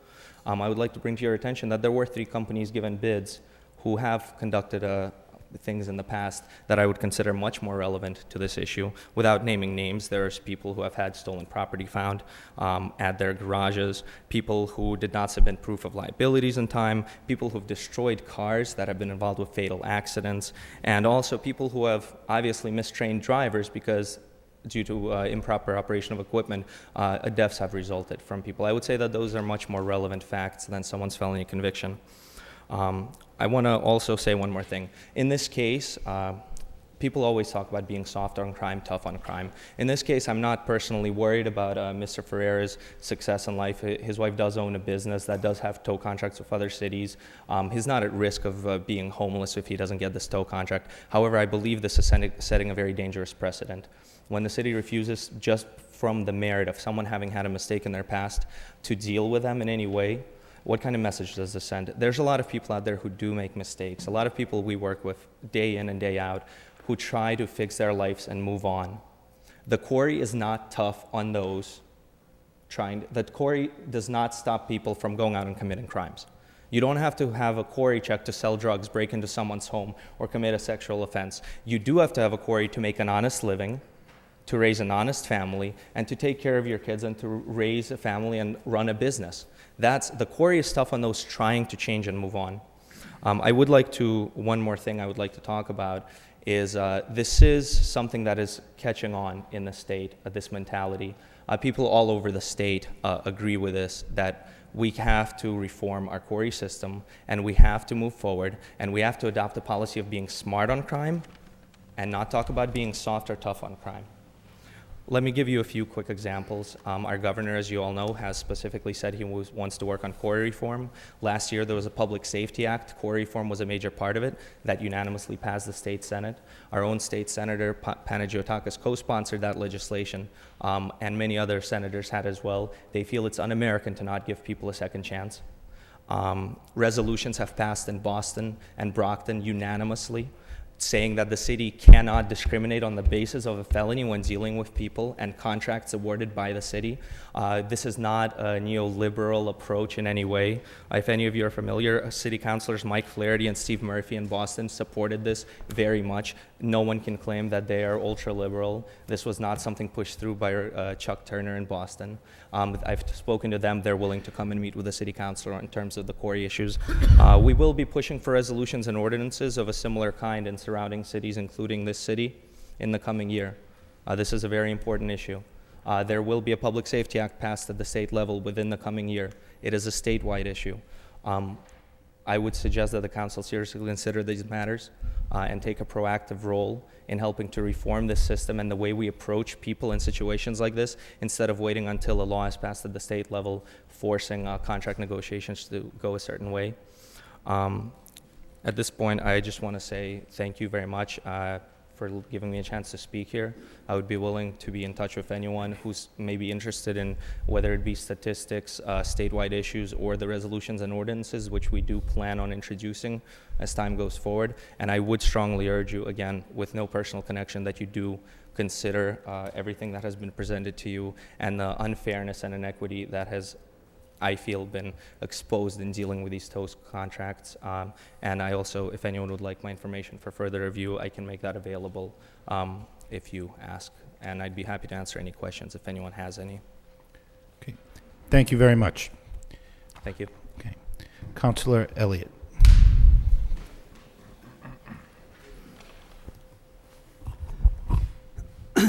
Thank you, Mr. Mayor. I filed this motion as a result of a lot of information, or misinformation, if you will, that has been circulating over the last several weeks. And I thought it was important to get the information from the manager on exactly what took place, his reasoning behind it, why contracts were awarded, why they were not, and give the public a full explanation as to where we are at. We did receive a report from you, Mr. Manager, yesterday, summarizing a number of allegations, if you will, or pieces of information that was not accurate. I do think this information, Mr. Manager, would have been helpful. And perhaps we can look down the road in the future, get a report after contracts are awarded to get all the information to us 9 councilors, so we know. I think we all receive phone calls. We all listen to the radio and to the newspaper, and there seem to be conflicting reports. So in the future, it will be helpful to get the report from you sooner rather than later. Clearly, you knew that towing contracts, as stated in your opening paragraph, you can't say that you weren't warned that awarding the tow contracts was like going into a minefield. And that was clearly the case 2 years ago when I filed the motion. For as long as I can remember, tow contracts have been a source of controversy because there was little or no process. It was who you knew, or how long you've been in the city, or how long you've been towing. And I filed the motion knowing that it was going to be like touching the third rail. And it has been very controversial, even up to this day. And we do have a process, I might say, unlike any other community in the Commonwealth, to put a bid process. There is no requirement under state law to bid tow contracts in the Commonwealth of Massachusetts. Under 30B, you're allowed to go, or you can go for a request for information, but there is no requirement.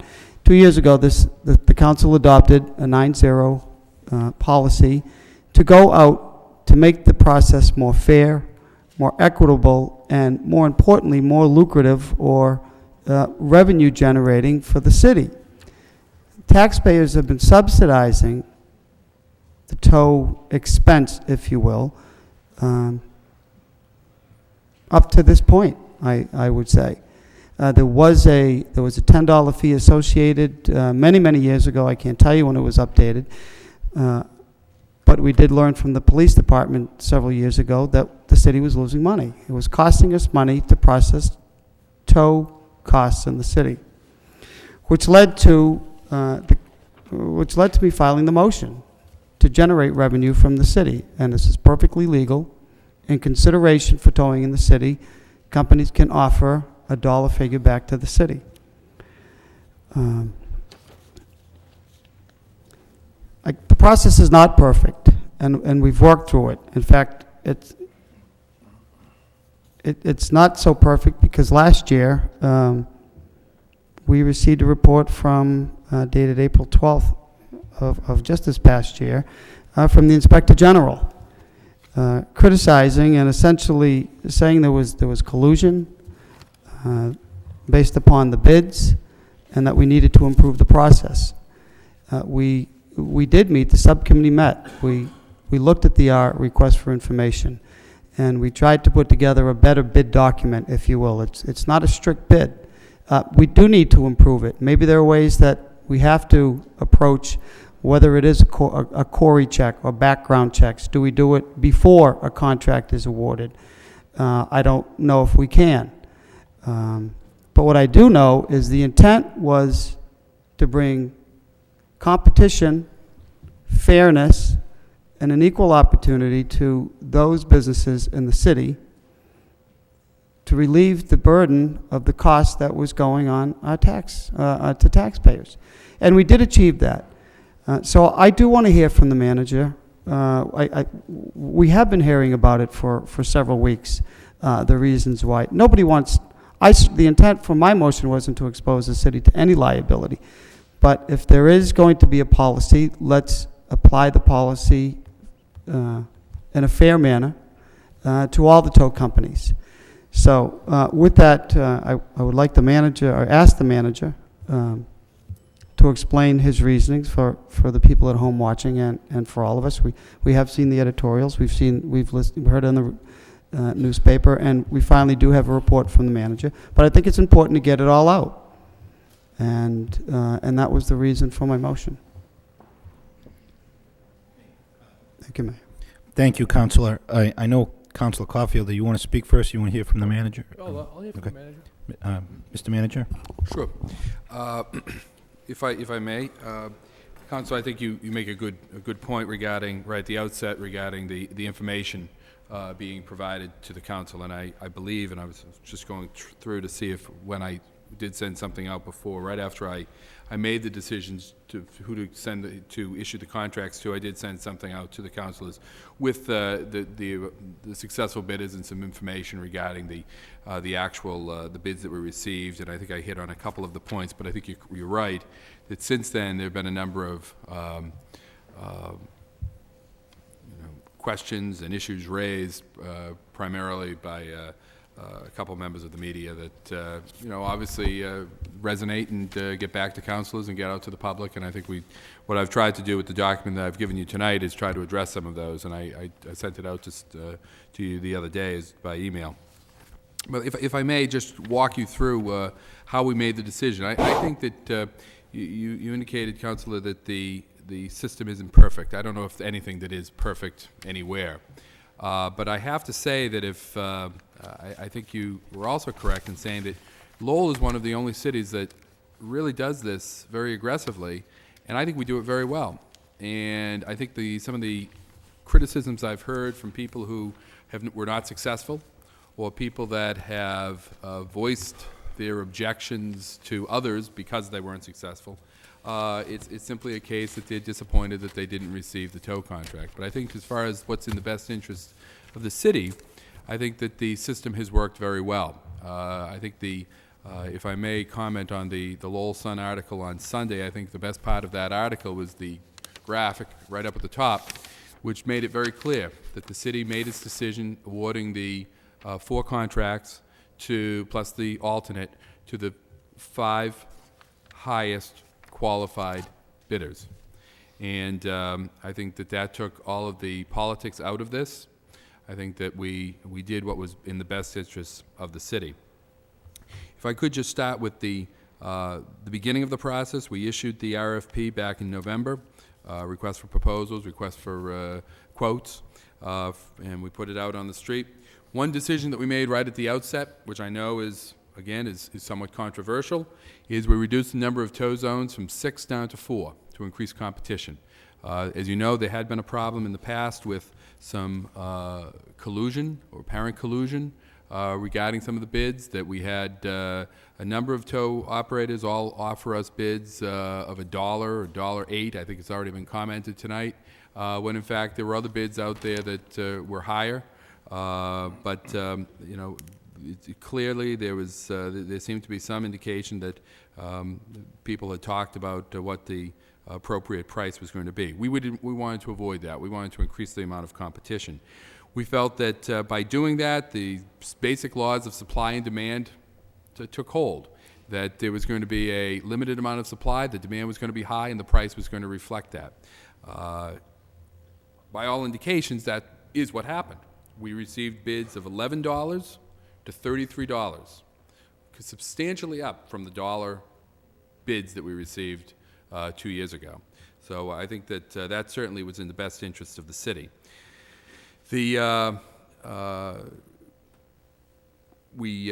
reviewed all of the applications and the bid documents, or the responder documents. The police department did their review, and I have Acting Superintendent LaValle here tonight to speak to some of the issues that they ran into, as well as Solicitor O'Connor to talk about some of the legal issues.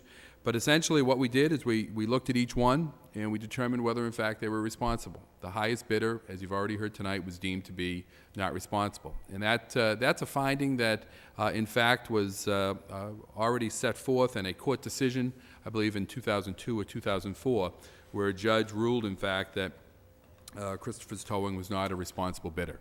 So I think we certainly have backup on that. I think that we made our decision in what we felt was in the best interest of the city. And as we move forward, we'll look at that and evaluate it on a regular basis. But my predecessor made that decision as well, and we stand by that. And again, the superintendent can speak to that. And then we went down into the next 4 highest bidders to award those contracts, with the highest bidder being given the most lucrative, most active zone, the second highest bidder being responsible bidder being given the second most lucrative and active zone, and so on. The result is that the city last year made about $70,000 on its towing. This year we estimate that the city will make about $270,000 on the towing contracts. So clearly a win for the city. There were a couple of issues that have arisen since then, or questions that have arisen, and I think I already spoke to one of them when I sent out something to the council a while back, that the 2 of the bidders provided us with documentation of insurance, but they did not provide us with documentation of insurance for the entire year. Before I was going to enter into a contract with either one of those bidders, I needed to have documentation for the entire year. I reviewed this with legal counsel, both internal and external legal counsel, and by all standards, Chapter 30B standards, as well as all public procurement standards, that's seen to be a minor informality, that as long as that insurance is in place at the time of the execution of the contract, they comply with the intent of the request. And I deemed that to be in the best interest of the city, that in fact those were higher bidders. If we had simply eliminated those bids, the city would have lost money as a result of that. So I made that decision. We did have one bidder that I know it's been written about that had a driver that was involved in an accident on the highway that the state police investigated. They suspended that particular tow company from their tow list. They never suspended their certificate to tow. The state Department of Public Utilities never suspended the certificate to tow. They simply said, you can't tow for us for a period of time while we investigate this. Then they put them back on the tow list because they determined that it was not the responsibility or not the fault of the tow company. It was the fault of the particular tow operator, who was removed from the payroll and, in fact, has received a criminal penalty as a result of that. But they no longer work for that company.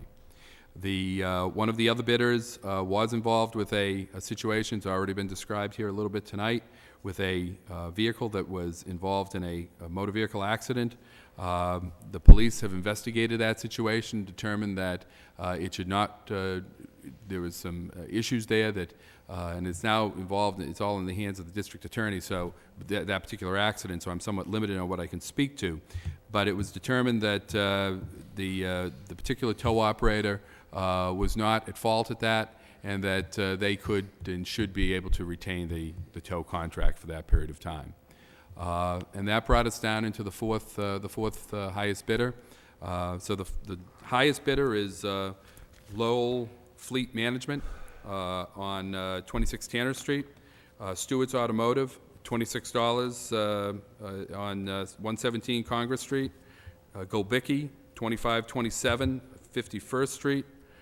John Kazanjian, bid of $23.75 per tow at 256 Smith Street, and Kazanjian's Garage on 688 Broadway at $20.68 is the alternate. We reviewed these. We went with the highest bidders as long as they were deemed to be responsible, and I stand by that process, and I think it was a good process for the city. Thank you, Mr. Manager. I have to say that I was happy to see the increase in the bid prices this year, because that's what it was all about. It was about relieving the burden to the taxpayers who had been subsidizing this, while tow companies, and that's the business, were making thousands. So I appreciate your explanation. I'm sure there's many more points that will be made here, but that was the reason for the motion, and thank you. Okay, thank you. Anyone further? Councilor Rita Mercier? Well, does Councilor Councilor Caulfield Caulfield, want it's to your motion. You want to be heard? Thank you, Mr. Mayor. Happy New Year to everyone. This is the fourth largest city in the Commonwealth of Massachusetts, as we all know. But many times it's like Cheers, where everyone knows your name and everyone finds out what's going on behind the scenes. The word I want to stress this evening is fairness. And I'd like to preface my remarks to recognize two businessmen in our city, and it was quoted in the paper that the reason probably some people are upset is our friends didn't get a tow contract. I've known Joseph and Richard Jeffroy for 40 years. Two outstanding businessmen in Couple Square. Are they my friends? Yes, they are. Because when the Salvation Army needs a truck to pick up pallets of water, or a pallet of beef stew, or to pick up the clothing and toys and food for the Salvation Army, take any truck you want. Not only do I respect them, but all their neighbors in Couple Square do as well.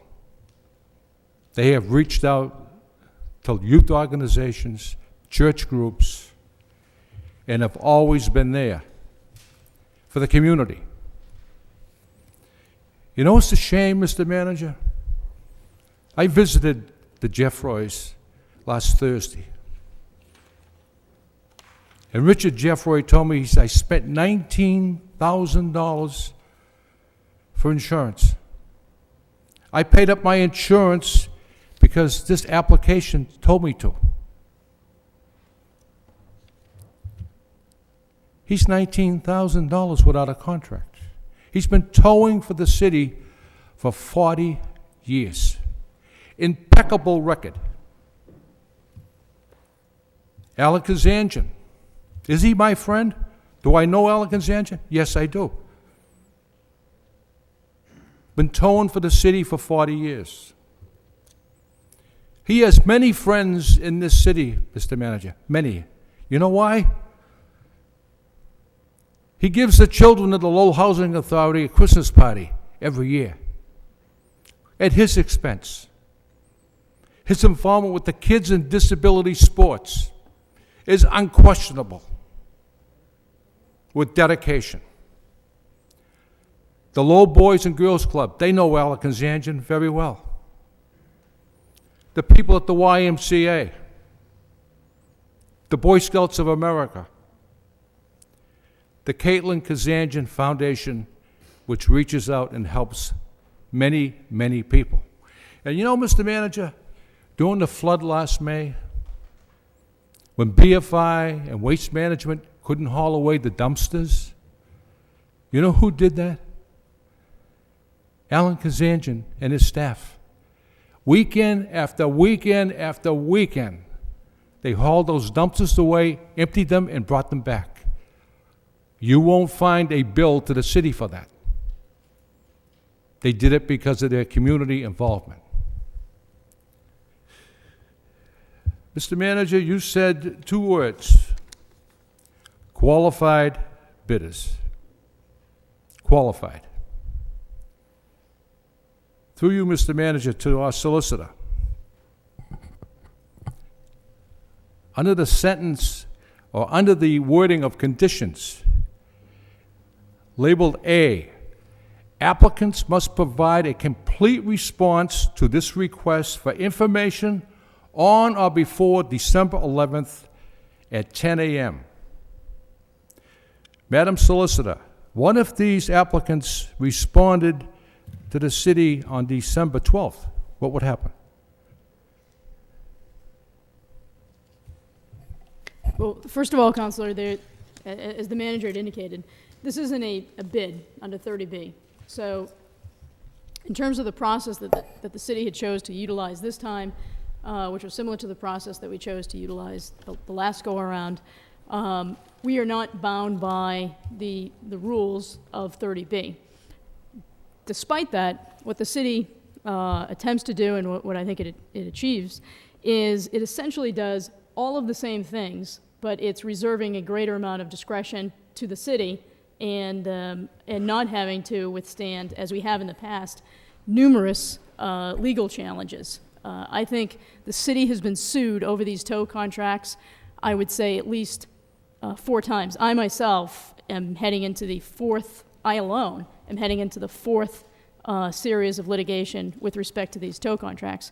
In terms of answering your specific question, the short answer would be that the city would reserve the right to exercise its discretion to accept a bid, a response, had it come in late. And that's part of the whole point of doing it in this manner.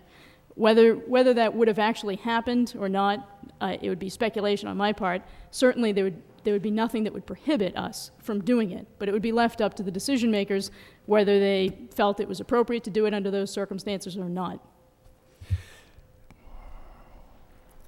Madam Solicitor, in all due respect to your administration, Mr. Lynch, this process has more holes in it than a tennis racket. What is the purpose of sending out a form, an application? And I know this for a fact. One of the contractors didn't have his proper paperwork, insurance paperwork. And someone from this city hall called that contractor and said, you better get down here and get your paperwork in order. Mm-hmm.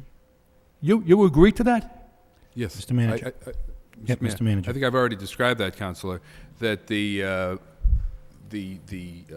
documentation that was provided to us showed insurance in place, but not for the entire 12 months. That was deemed to be a minor informality. As you know, allowed under 30B, the statute. But as the solicitor has already pointed out, this does not fall under 30B. We did hold them to the standards that were there. But as long as they could provide us with insurance, then they could, at the time of the execution, that was what I deemed to be in the best interest of the city. And in any bidding process, you reserve those rights under minor informalities to act in the best interest of the city. And I guess my short answer to you on that is, and I think the solicitor I know the solicitor is correct, that if something had come in late, we could have reserved the right to take it. I would say that if something came in on December 12th, I would have said no. I would have said it's too late. You were given your opportunity. That opens it up to all types of issues, but to see what other people had submitted for prices. But we knew what people had, we kept only those that were submitted on time where the prices had been set forth. So there couldn't have been any type of claim that people were acting with information that they shouldn't have had at the time of their bid. That's a far cry from saying, get us your insurance. If you can't get us the insurance by such and such a date, then you can't have a contract. So the short answer is I wouldn't have accepted a bid after that, but to get all the paperwork in place, I deemed that to be a minor informality. And again, I reviewed that with counsel here and outside counsel. Well, Mr. Manager, in all due respect, I disagree with you. It's almost like you're holding the trump card in this whole issue. Counselor, I am. Let me tell you another thing, Mr. Manager. Mr. Jeffroy and Mr. Kazanjian will be laying off 9 people. Those 9 people live in this city, pay taxes in this city. There's 9 people who will be out of work. Counselor, if I may, there are 105,000 people that are receiving $200,000 more in revenue this year. I don't want to argue. I think that's wonderful. My argument, Mr. Manager, is this process wasn't done in a fair manner. I disagree, Counselor. You picked and choose. That's correct. That's right. Even though some applicants didn't have all the paperwork in place, you went out of your way, or someone went out of the way to have them get down here and get the paperwork, or have their insurance. That's correct. Did anyone else recommend these contractors to you? Who? No. The police didn't recommend them? Well, the police gave me their report on any issues with any of the contractors that I should know about. I knew going into this evening. And if I may, Counselor, all of the bidders working their way down, from the one we chose all the way down, the police department spoke very highly of both of the contractors that you've mentioned. Unfortunately, their bid was such that I couldn't justify making an award to those people if they weren't the high bidders. But there were some bidders who didn't have all their paperwork in place. Counselor, that's the difference. Counselor, I think I've explained that. Yeah, I know you have, and I know going into this evening it was going to be a losing cause. I know it was. Councilor Rita Mercier. Thank you, Mr. Mayor. Now, I know the 4 contractors. I know of them. I know that they're all reputable people. I know the alternate. He's a reputable man. His company is.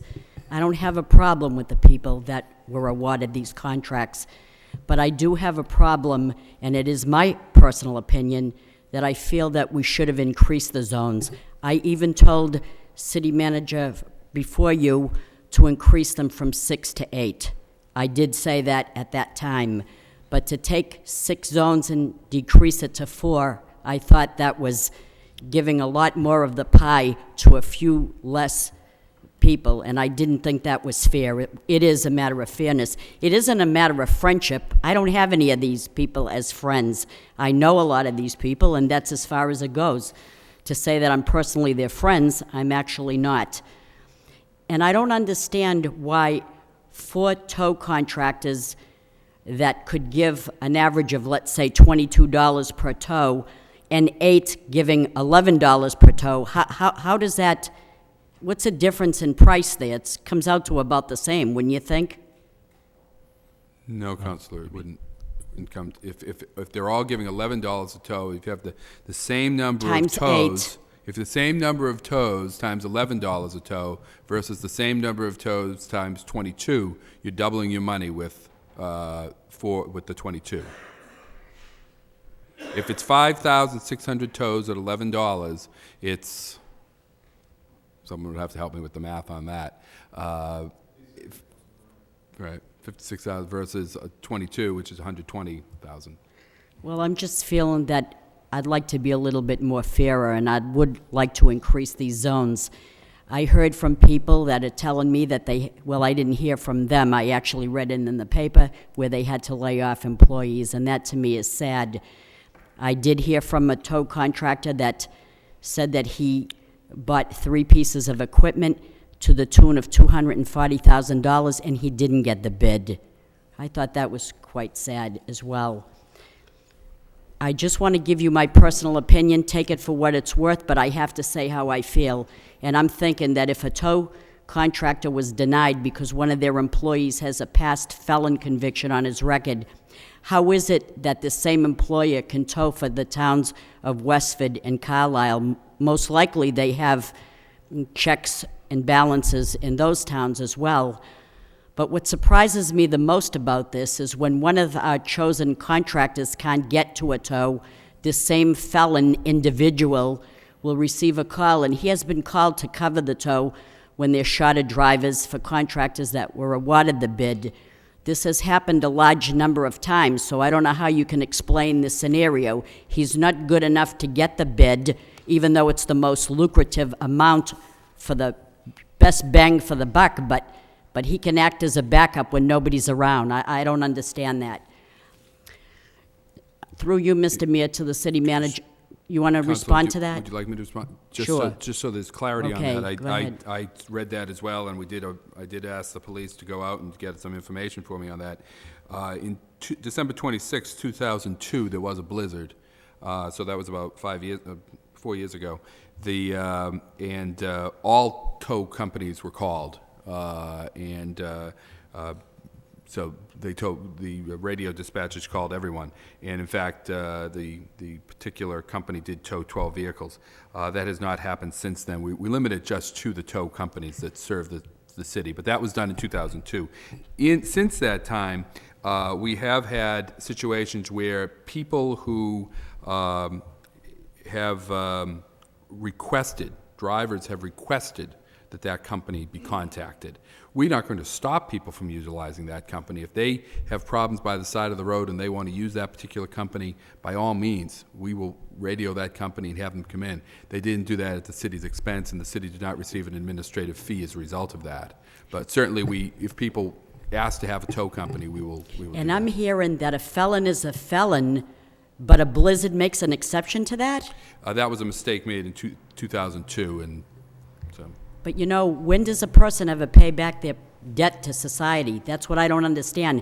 And there are people that have sexual assaults levied against them with no unfounded, warranted, but it happens. It does happen. We all know that. I'm asking if these contractors that were denied, were they given a reason as to why they did not get the bid?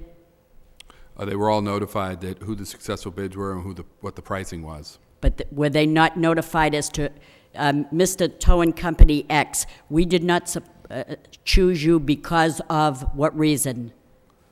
Insufficient information, felon charge? In all of the cases, We don't, I mean, legally, we're under no obligation to provide a company with the reasons why a company isn't chosen. And in fact, I can tell you, we never do. Just like if an employee isn't chosen, they're not, for a particular position, they're not called up and given the reasons why they're not chosen. And there are legal reasons for doing that and practical reasons for doing that, but that's never been the practice of the city, and that continues to not be the practice of the city. You know, when a person files for an abatement Yep. and they don't get selected and they get denied, there was never a reason why we had to, in the assessor's office, notify you that you, but we made sure that they were now. Right. and Now that- they are given a reason. Right, and that's a different, I agree with you, and they should be given a reason, but that's a completely different situation. That's a quasi-judicial determination that's being made It's not a business contractual decision or an employment decision. It's a quasi-judicial decision that's being made,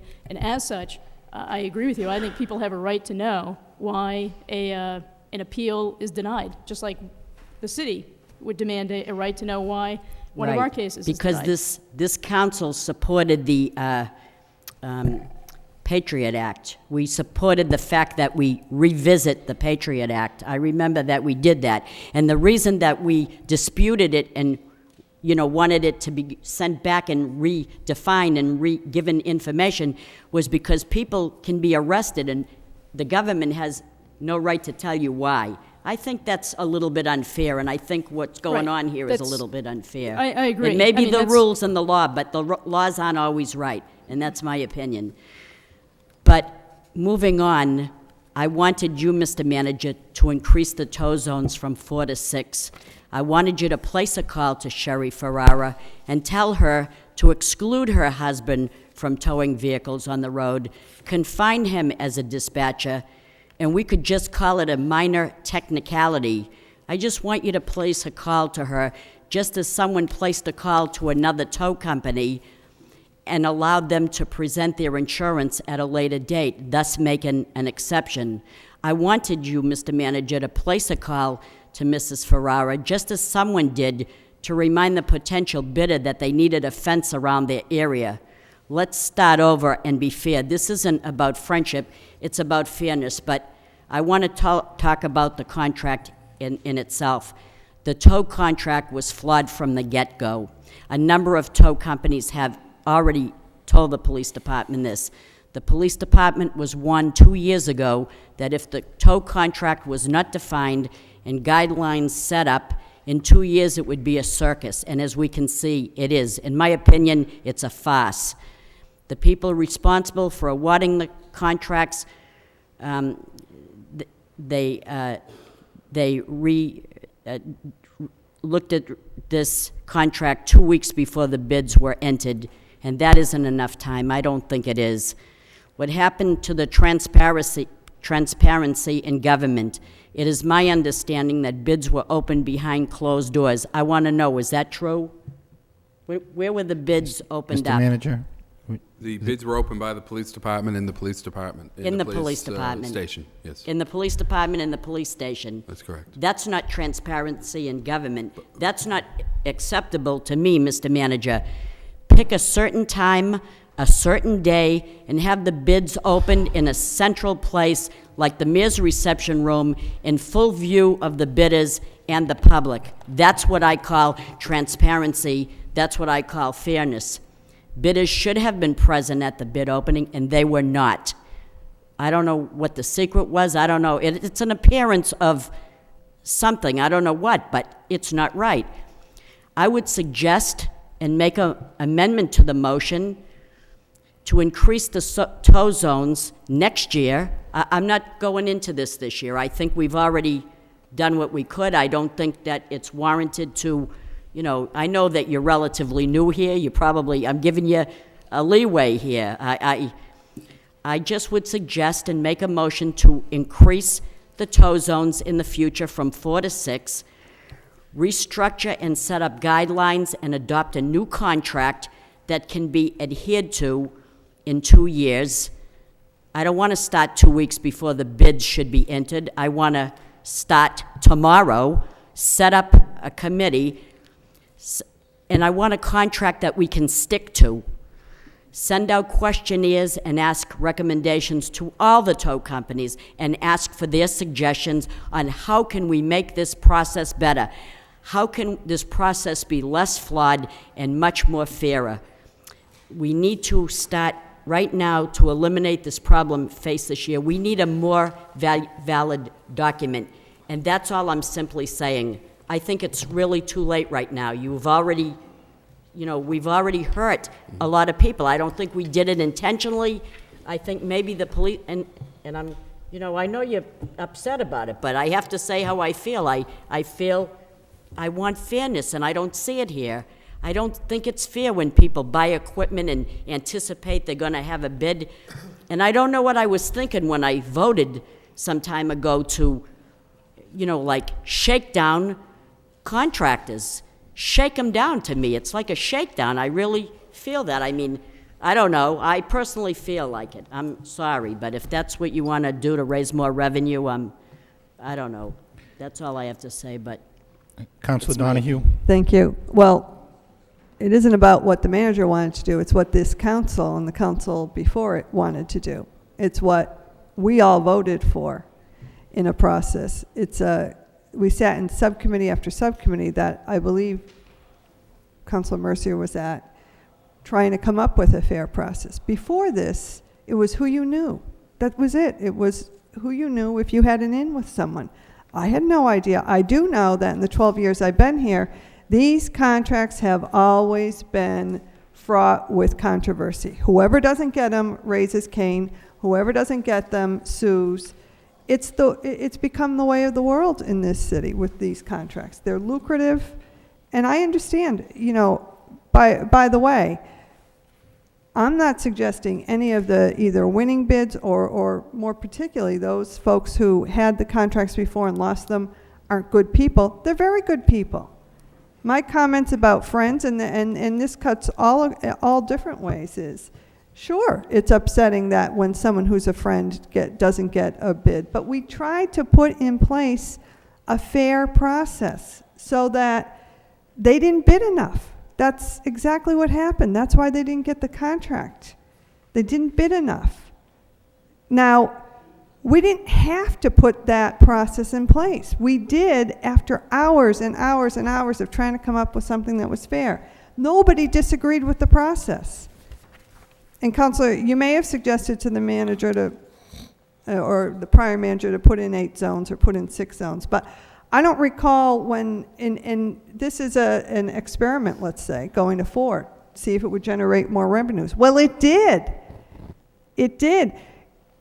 I didn't hear the same outrage when the Inspector General came out last April with this report that was pretty damning of all the operators, saying you all colluded, you all got together, you cooked a scheme to only give the city back $1.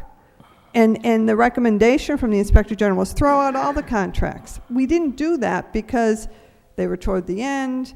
It would have been chaotic of, you know, by the time you put out and got new contracts, these would have been ended anyway.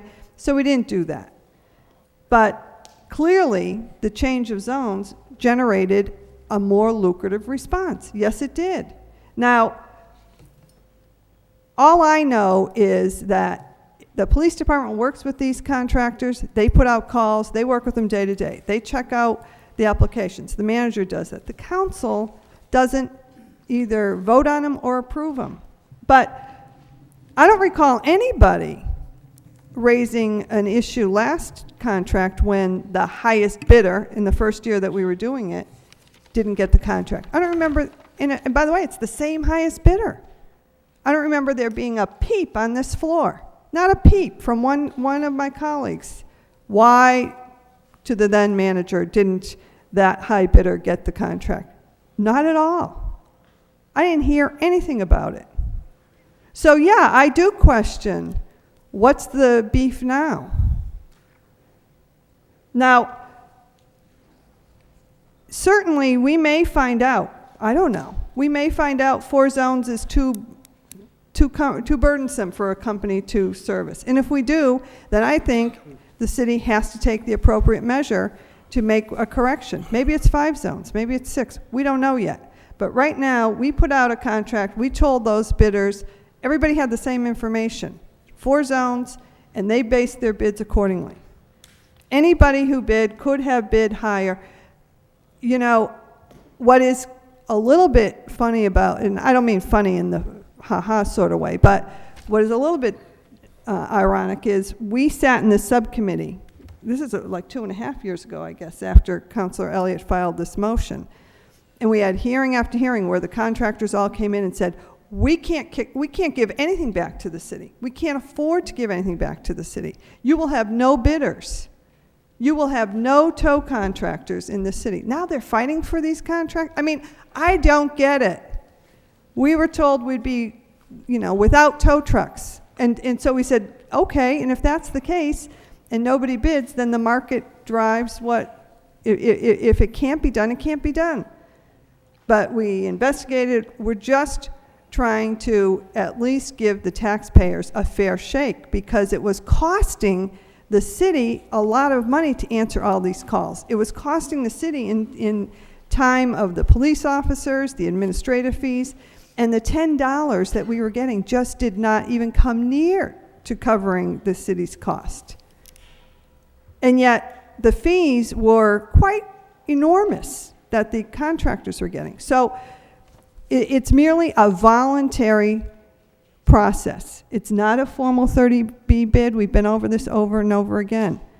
But when I hear that this is so unfair, when before there was no bid, there was nothing, I shake my head and say, boy, you can't win in this place. You know, you're just trying to, you know, and is it perfect? Probably not. There's probably got to be some more changes. But for crying out loud, at least there are other companies that get a shot. There are companies that, and if they don't do a good job, I suspect they're out. Now, I think it is unfortunate if someone has to lose their job because someone wasn't, you know, successful in getting a bid. That is unfortunate. But there's no right to these jobs or no right to these contracts. This is no different than a lot of contracts the city enters into. I mean, I suspect the newcomers are going to hire people that heretofore weren't working. So, you know, believe me, you know, if everybody could be winners in this world, you know, wouldn't that be great? But it just doesn't always happen that way. You know, again, I want to say that, you know, by no means are the people who either got it or didn't get it, they're all good people as far as I know. But this isn't about, or if it is, let me just conclude with this. If it is about who's good people, who gives the most to the boys club, or who gives the most to, you know, charity, then let's be honest about it and get rid of this bid process and go back to the old way of it's all subjective. It's who does those things or put something in. I mean, I think this is about trying to get revenues for the taxpayers. I think this is about trying to do it as fairly as we can. And, you know, whether there are issues of criminal records and things like that, I don't want to get into the details of that. All I will say is, as a counselor, I think I have to rely on what the law department, the police department, through them to the manager, advise and say, this is why we did what we did. We think this is in the best interest of the city. Now, we all know that if someone's a disappointed bidder in this case, they have certain rights and they may well pursue them against the city. We've been sued over and over and over by countless companies. So, but as far as I'm concerned, this process was fair as we can get it. And if someone has a better idea to make it fairer, then I suggest bring it forward. And I believe the subcommittee will sit and continue to work on those and to try and make this as fine-tuned and fair as possible. But, you know, to only complain when you see who won does smack to me of, wait a minute, where were the complaints before, you know, when we were putting it out? So you know, let's hear what the ideas are. Let's work on them if it can be made better. But as far as I'm concerned, we're doing the best we can to make this fair and to get the most money for the city. Thank you.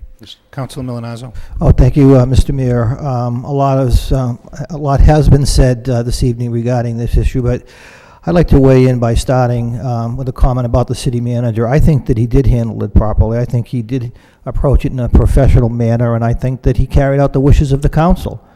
And I think he's taken his licks over this issue. In fact, there's an article in tonight's paper regarding the politics of it. And in my opinion, if the politics was or were still involved in this tow process or the tow contract process, we'd still be at $1.08 per tow. We'd still have a company from Drake at Towing, and we wouldn't be hearing one of the successful bidders, although one that was not happy with his award, say that it was my turn. I don't even know what that means as a sitting city councilor. I don't even know what that means. So I think we have taken the politics out of it, and I think that the manager has approached it in a professional way. I think it's very important that we are now looking at $270,000 in fees as opposed to $70,000. I have the utmost respect for Interim Chief LaValle, and I know that he's worked closely with the administration in putting this in place. And I think that we've received appropriate explanations on the issues from the manager this evening. Again, it's not a perfect process.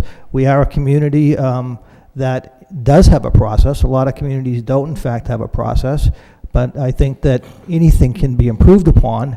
But I do think, based upon the results, where we actually do now have 5 tow companies towing within the 4 zones, providing us with needed income, is really a great step forward. So again, I support the professional process that, in my opinion, was carried out, and I just hope that the Lowell Sun, I know that they buy ink by the barrel, but I just hope that the Lowell Sun really takes a step back and looks at this more objectively, because I mean, I do think the results really will prove to be true, and that I think that we need to move forward.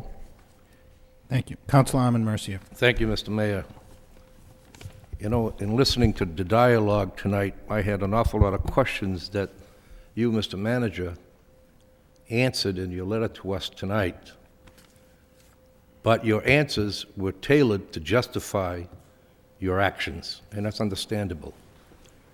You have the authority under this planning form of government and this contract procedure to make a judgment on whether or not someone was qualified or not qualified, or whether or not it was a minor offense as opposed to a major offense.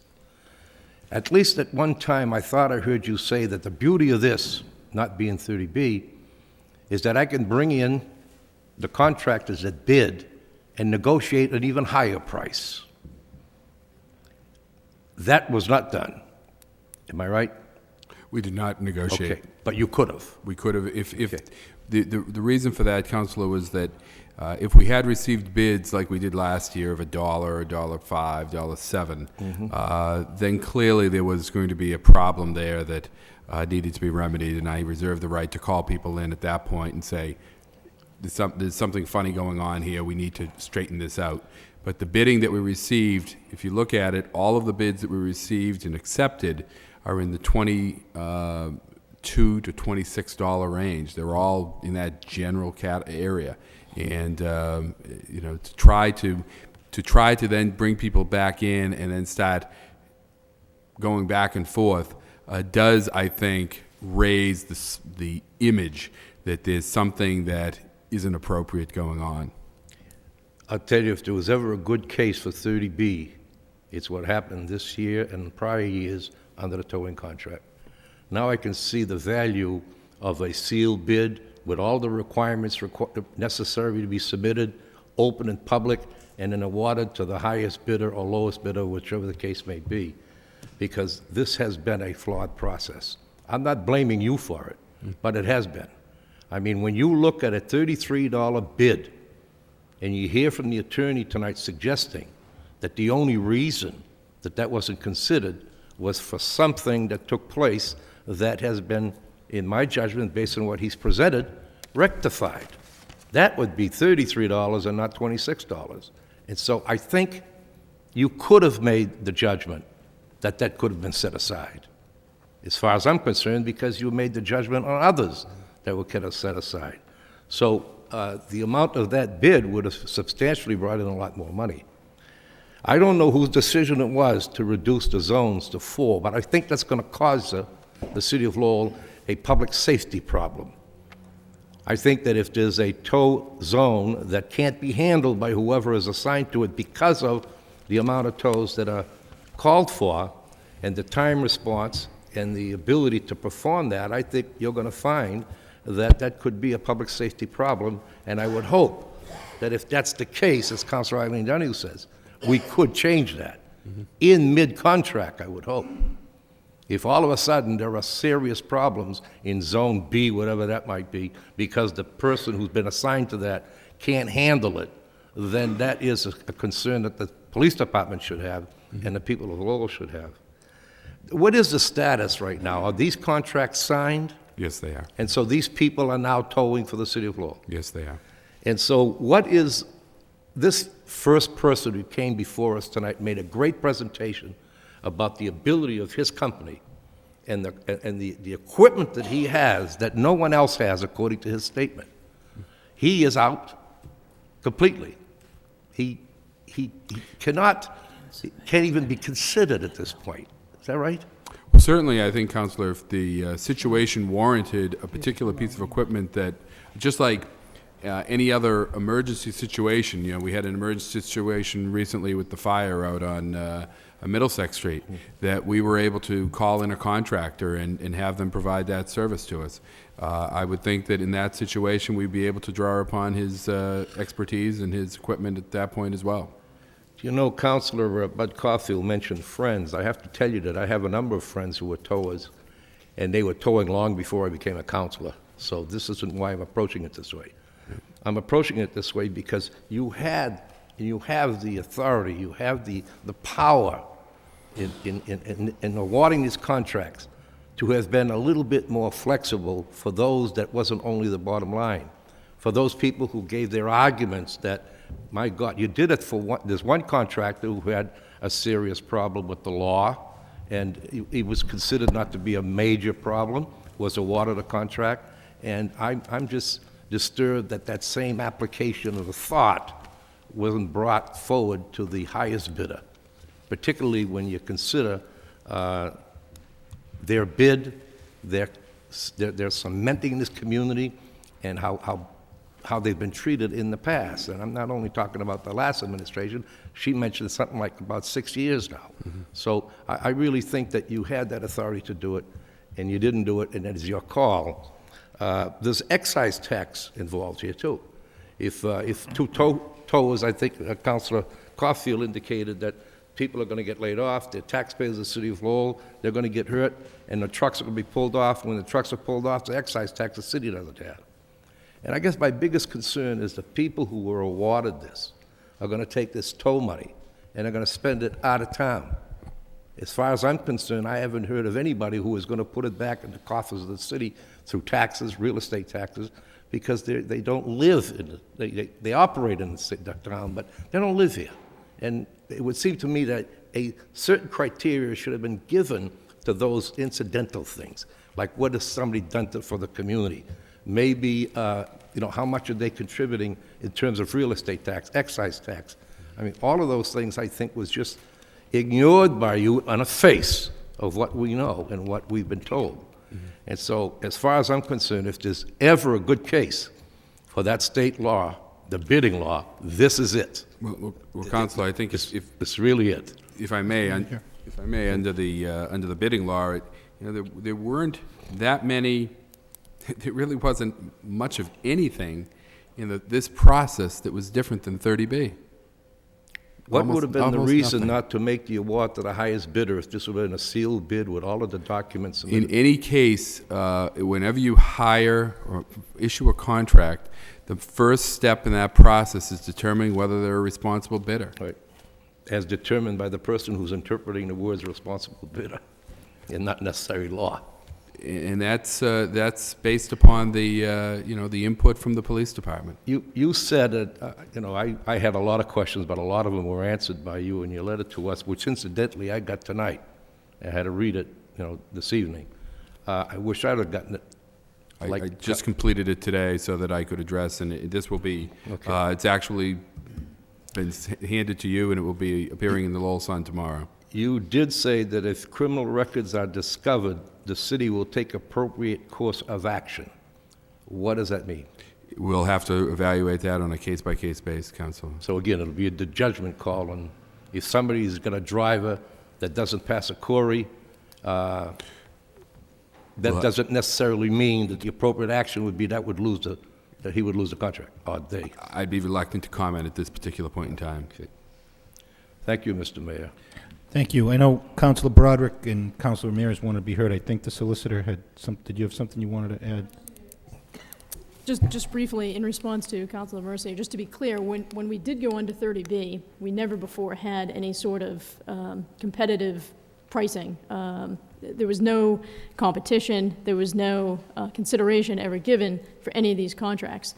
And just to put it into some sort of historical perspective, One of the things that had occurred in one of the numerous lawsuits was that the city had there was an instance where we had the 6 zones, and I believe as we went through the process, the police department had determined that of all the bidders, say there were 12, that as it turns out, only 6 were both responsible and responsive to the bid.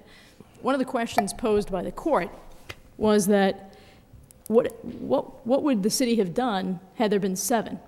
And I think one of the good things about the way the city does it now is that it answers that question. In other words, that because we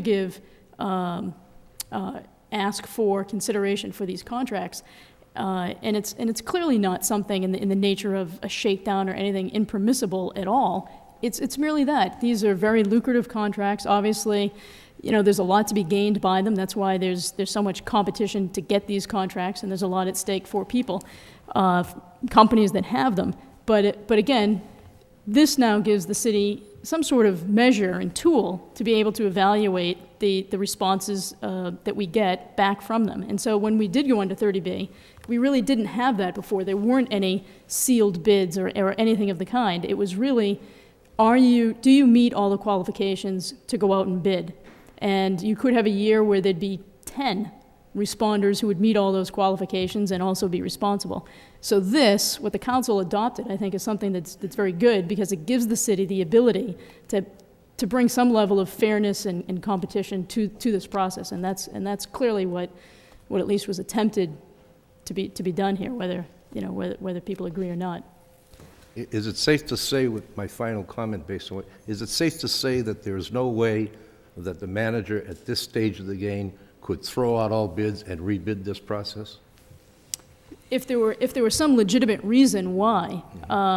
Just based on all of the questions that are being asked. Well, but all the questions being asked have been, with all due respect, I think answered. And again, having personally gone through a lot of these different tow contracts, again, there has always been, even in the 2004 case, every single contractor that was awarded a contract by the city, every single one of them, was challenged by those that did not get a contract. And and one thing to keep in mind is that while these contracts have garnered a lot of attention and have unfortunately been the source of a lot of controversy, I'm not aware of any case where any action taken by the city or any decisions made by the city, any exercise of our discretion, was ever deemed to be inappropriate in any court of law. Every single decision that we have made, whether it was the past city manager, John Cox, and beyond that, they've always been upheld. This one hasn't been tested yet. That's right. But it's exactly the same as what had been tested under the prior administration, and again, a second superior court upheld that process that was adopted by the council. And again, I think it's, as I said before, I think it's a good process that the council adopted, and I think it works well, and I think it works a lot better than what we had before. Thank you, Mr. Mayor. Councilor Broderick. Thank you, Mr. Mayor. Mr. Manager, welcome to Lowell. You were hired to do a tough job, and you have to make the tough calls. I grew up in the Highlands neighborhood with the Jeffroy families, and I know Alan Kazanja very well. And you hate to see this happen. People get cut out. They lose. And my concern is going forward. It's a flawed process. The council voted on it, and you inherited it. You didn't invent it. The concern I have is some of the open-endedness that I'd like to see somehow addressed. The negotiation issue. I think it was nice going in, but in hindsight, how do you negotiate with 6 or 8 contractors? You get everybody up to 27 and 28 and then pick the 4 you like? I think it opens you up, the city up to liability, and I know that's what you were trying to cover. And you took a number of bullets for it, but you stuck to your guns. And, there's a difference, in my opinion, between authority and responsibility. You have authority to do a lot of things, but you have responsibility to 105,000 people, and that's not a good position to be in my opinion. I wouldn't want to be in your chair. But the reality is that you have responsibility, and you made a judgment call that you thought was the best. cut it to 4 zones. It worked. Made it more difficult for some of us that know these people. I grew up in Lowell. I know almost all of them. You know, I don't want to see any of them lose. It's not a comfortable position. You know, I would certainly support some type of report or, you know, feedback from you and the police department relative to how the rezoning is working with 4 as opposed to 6. And, you know, in rebidding, things to consider, you know, maybe we should do a 2-step process. Go for the responsible bidder part first in qualifications. If you don't qualify, you don't get to step 2, which is the money bid. And that might eliminate some of the confusion here. And start, you know, if we're going to do it this year, start in the fall. If it comes up sooner that there's an issue, I believe the contracts leaves you, again, the authority to amend. That's something that you could report to us on if it's necessary. But, you know, the reality is that you know, you made a tough call, in my opinion, reducing it to 4, but it was successful. And you know, I don't like to see Lowell businesses lose contracts. I don't, especially people I know. But you did it as objectively as possible, in my opinion. I commend you for that. You know, it's already a lot of these things have already been said, so I don't want to repeat too much. But you know, the top bidder was thrown out 2 years ago. We didn't hear a peep. Now it's an issue. And that can be, if we do a 2-step process, can be determined right up front. I have full faith in the police department. They did a search. You know, they did their background check. They did whatever they did. And if there's going to be pending litigation, obviously we're not going to get into it. I wouldn't get into it. I think it's a privacy issue for the man involved, regardless of whether he's comfortable talking about it. But the reality is that that's what the police chief and Lieutenant Mean are paid for. And they're obviously privy to information we're not.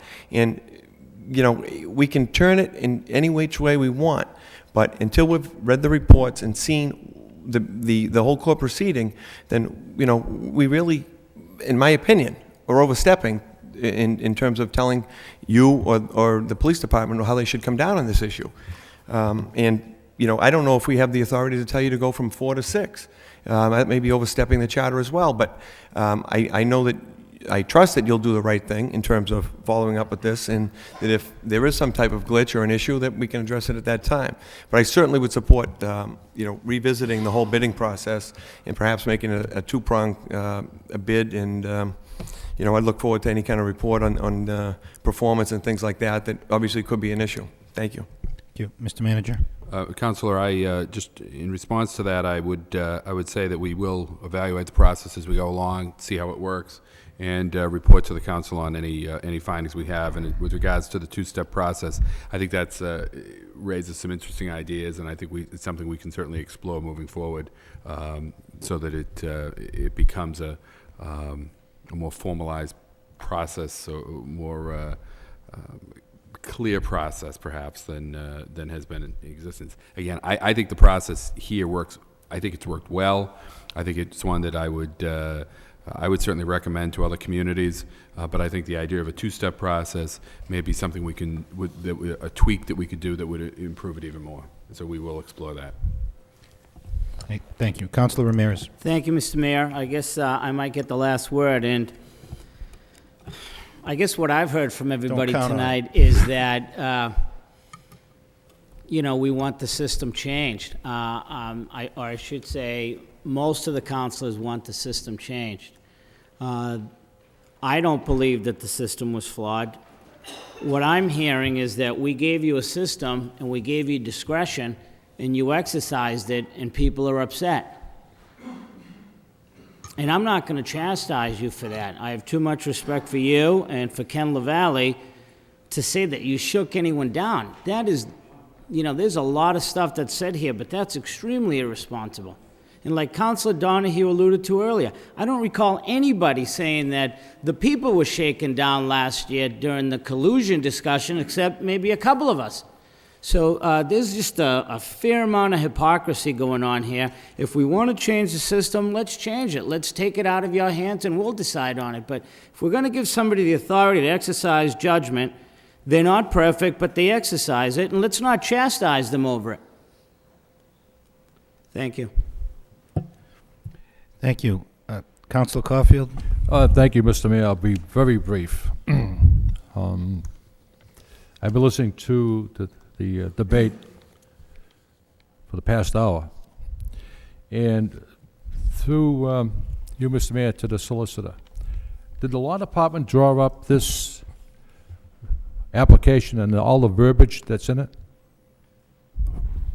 No, that was existing for quite some time. We had reviewed it and made recommendations to it, upping insurance. The complaints that I hear out there from contractors is this was extremely misleading, the verbiage.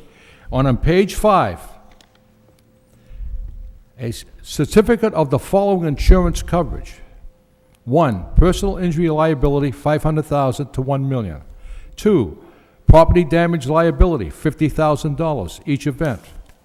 3, fire and theft, $50,000 each event.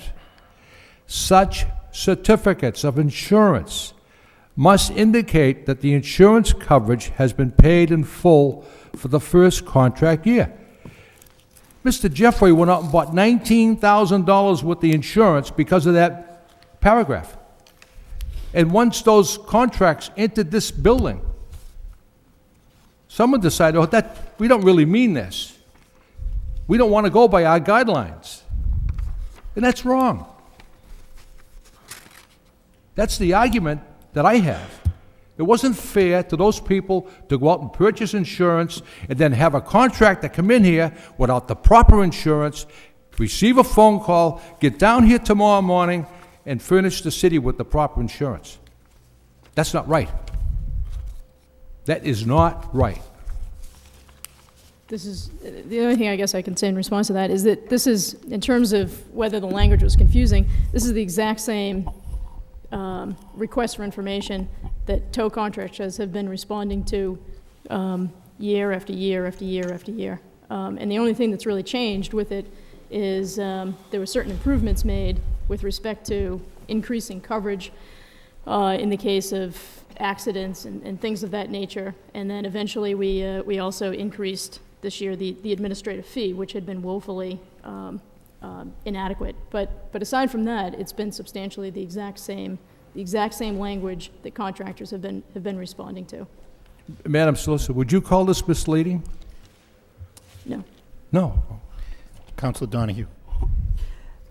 You know, look, the point is, even if someone had been disqualified, it's still not going to help Mr. Jeffroy. He was at the bottom of the bid process. I mean, it's still not going to put him in the running. He was the dead last. I mean, that's the point when you're having a competitive bid. So, you know, we're having this argument, but, you know, as far as helping that particular bidder, it doesn't help. Thank you. Councilor Elliott. Thank you, Mr. Mayor. I did know this was not going to end last year after the IG letter. And I do hear that the process is not fair. The process is flawed. I just want to remind people there was no process prior to 2 years ago. And there were still lawsuits. So we do have a good process. And I want to remind members, I filed the motion in October prior to the release of this request for information, asking the solicitor, are we reviewing it? Has it changed? We need to tighten. Do we need to tighten it up? What are we doing? So people had an opportunity to challenge it and to make changes and to make corrections. I specifically filed the motion for that intent because there were concerns and criticisms. Do we need to maybe add some additional criteria on if you have a criminal record, or your drivers have a criminal record, or your dispatchers, anybody in your organization? I think that we have to, yes. And what is that criteria? Is it a felony? Is it a misdemeanor? Will you be eliminated if that is the case? Yes, apparently we do, because it is an issue. And it's not just Mrs. Ferreira or her husband. there are other criminal records. So what do we have to clean? Do we have to clean it up? Yes, we do. I don't think anyone said it was a perfect, but it's a much better system than what was in place before. And the bottom line is we were losing money. All concerned taxpayers. This was a way to get it back, and it worked. 4 zones, 6 zones, I don't know. The police department recommended this, by the way, 2 years ago, to go to 4 zones. And the administration decided not to. And then we had the collusion. So that's why I think we looked at changing it from 4 to 6. So it wasn't going to be everybody gets a piece. Is it right or is it wrong? I don't know.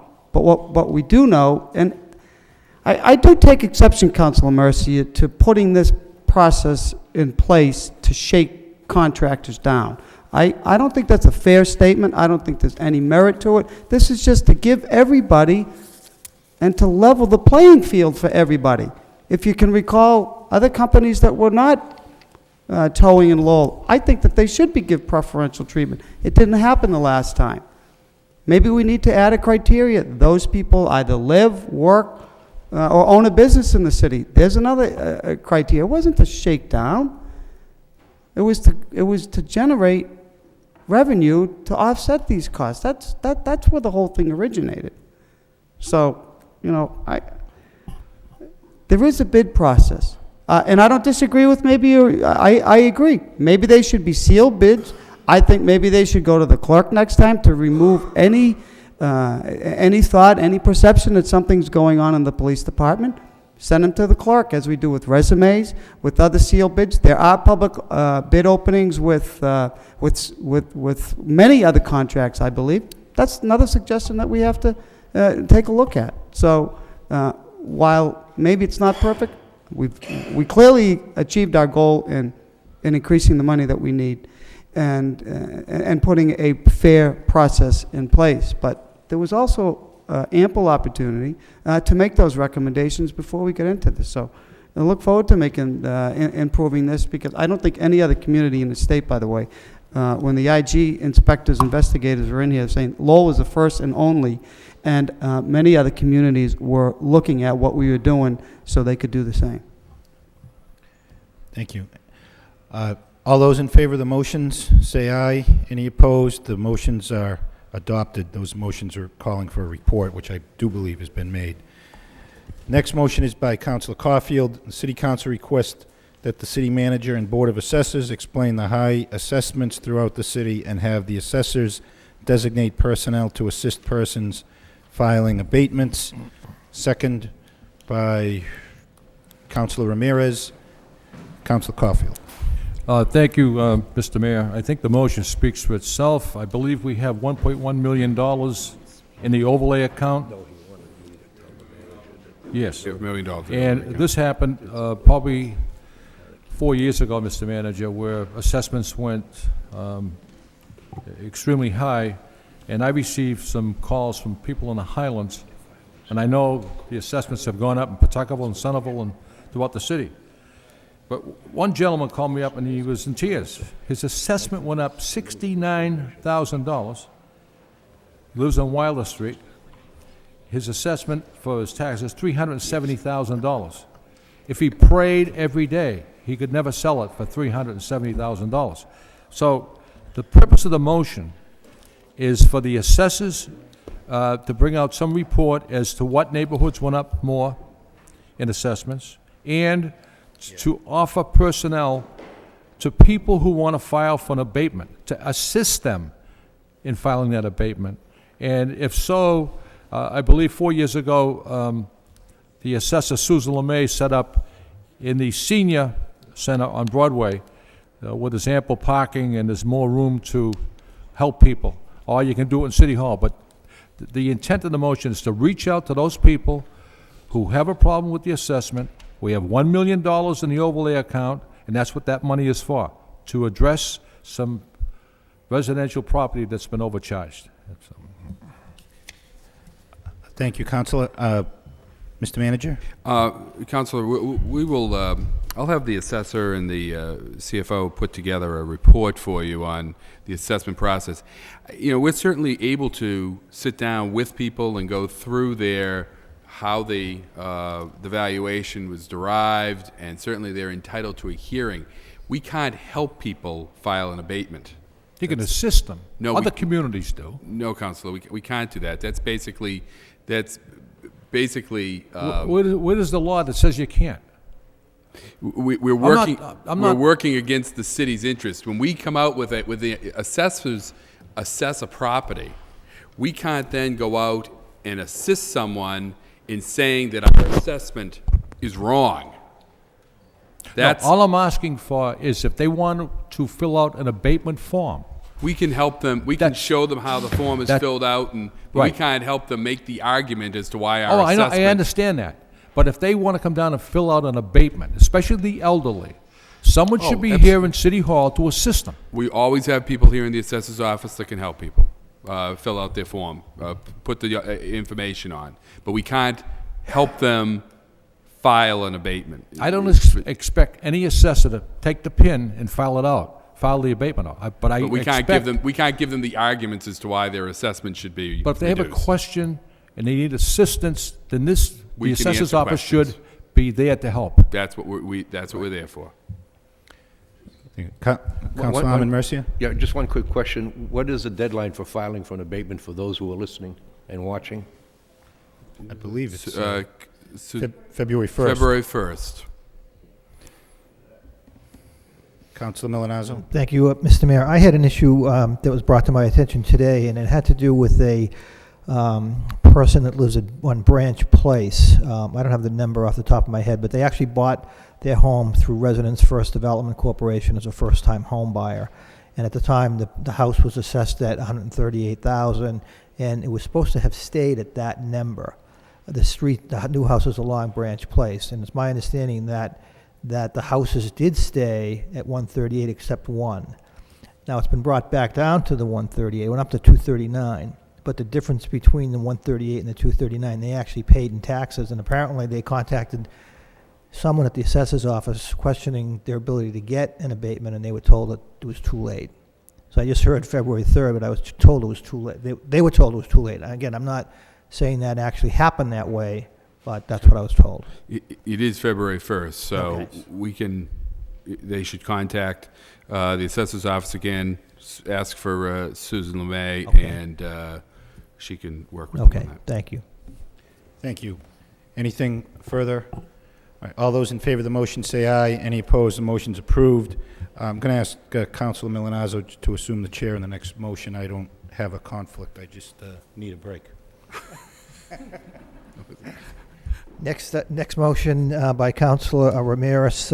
City Council requests the city manager prepare a report detailing the impact of new condos in the downtown area that they've had on the tax rate. A second by Councilor Rita Mercia. Councilor Ramirez. Thank you, Mr. Mayor. The motion is pretty straightforward. I think a number of us may have even had this motion on. I know I did last summer. We kind of put it on with excitement with all the condos coming on, but the motion was premature at that time. The McKittrick building, the Moeller lofts, the old Giant building, the A lofts hadn't all been completed in full. And so I think that it's timely now for us to get a report to see just what kind of an impact these are having on the tax levy. Thank you. Any further discussion? All those in favor indicate by saying aye. Opposed? It's a vote. Thank you. Next motion, also by Councilor Ramirez. Motion, City Council requests the city manager to investigate ways and means to collect payment in lieu of taxes for non-taxable entities, from non-taxable entities. Second by Councilor Armin Mercia. Councilor Ramirez. Thank you, Mr. Mayor. This motion was really born out of a discussion I had with a Cambridge City Councilor, Marjorie Becker, and in discussing the issues of the day as it relates to municipalities, she mentioned to me that the City of Cambridge has some type of ordinance in place whereby if a nonprofit assumes a commercial property, as long as they are following their mission statement as a nonprofit, they are exempt. But the minute that they begin to mingle into commercial activities, they have the benefit, obviously, of MIT and Harvard, who will be exempt under education, but will have to pay as a result of their investments in real estate and what have you. And so that's what caused me to bring up the question. However, I must say that I've learned tonight that Councilor Armin Mercier, in his infinite wisdom and experience, pushed together a pilot program in the past that has been complied with. So I guess I'd like to find out just how much participation we're getting in that program, and I certainly applaud that. I also have been enlightened, actually, by the Chief Financial Officer tonight in his report. I see that under the payment in lieu of taxes, the line has gone through the roof, and we are getting a fair amount of money in. If I may, Mr. Moses, would you mind letting me know, what do you attribute that to? No, that's really the retroactive Lenergia payment. Oh, it is? Yes. Okay. Well, thank you. Again, Mr. Manager, in today's financial constraints, I'm looking to see if there's any way that we can just come up with any extra money to help us deliver the services to this city. Thank you. Mr. Manager? If I may, Councilor, I think what we'll do for you is give you an update on where we are with the pilot program that Councilor Mercier brought forward a few years back, and then give you some ideas regarding what other communities may be doing, as well as there may be some state. I know the Municipal Association has done some work in this area as well, and we can see if we can get you some information on that too. Thank you. All those in favor of the motion say aye. Any opposed? The motion's approved. Next motion by Councilor Rita Mercier. The City Council requests the City Manager conduct a study through a committee as to the pros and cons, feasibility, and/or benefits of keeping or releasing the LaLasha Ballpark and the Songus Arena. I'll second the motion for a study. Second by Councilor Caulfield. There is one person registered to speak, Al Hebert. Mr. Hebert, I think, I didn't realize you were registered on this, although we probably wouldn't have taken this earlier because it was only older people we were letting those motions go in first, and a young man like you wouldn't have qualified. At 80, who gives a hell, right?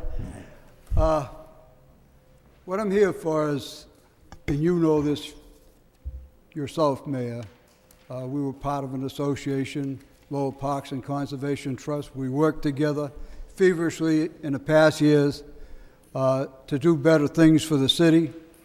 And sometimes we get off our course and we got caught up in different things like the arenas and the ball fields and whatever. And we thought they were great. And some of them didn't turn out so great. And they became very costly. And we went through this in the past, too. We also had a neighborhood in these same areas referred to as Little Canada. And all the homes along the waterfront were built of sound construction, all brick. And we had a city council at that time that had a great idea. We're going to go in and we're going to tear down the row houses. I lived in a row house. 9 rooms. 9 rooms for one family in a row house. We needed it. We had 10 children. But let me tell you, when they took these homes down, they displaced people all over in different parts of the city in far worse neighborhoods than they had intended to. Oh, they were going to tear these houses down and build new homes someplace else. It never came to fruition. Okay? So what happened there is they disrupted all of these people from homes that they really enjoyed. They were sound, built of brick, built by the corporations. And it came to an end. Then the dream of a ball field in an arena came to the surface. All of the good friends we made good friends with many of the people who became city councilors, part of the body of government. And what happened is we separated. We took our own ways. And we somewhat became not friends, but more or less enemies. And it was a shame, too bad. Very intelligent young people. I love them for the way they tried to put things together.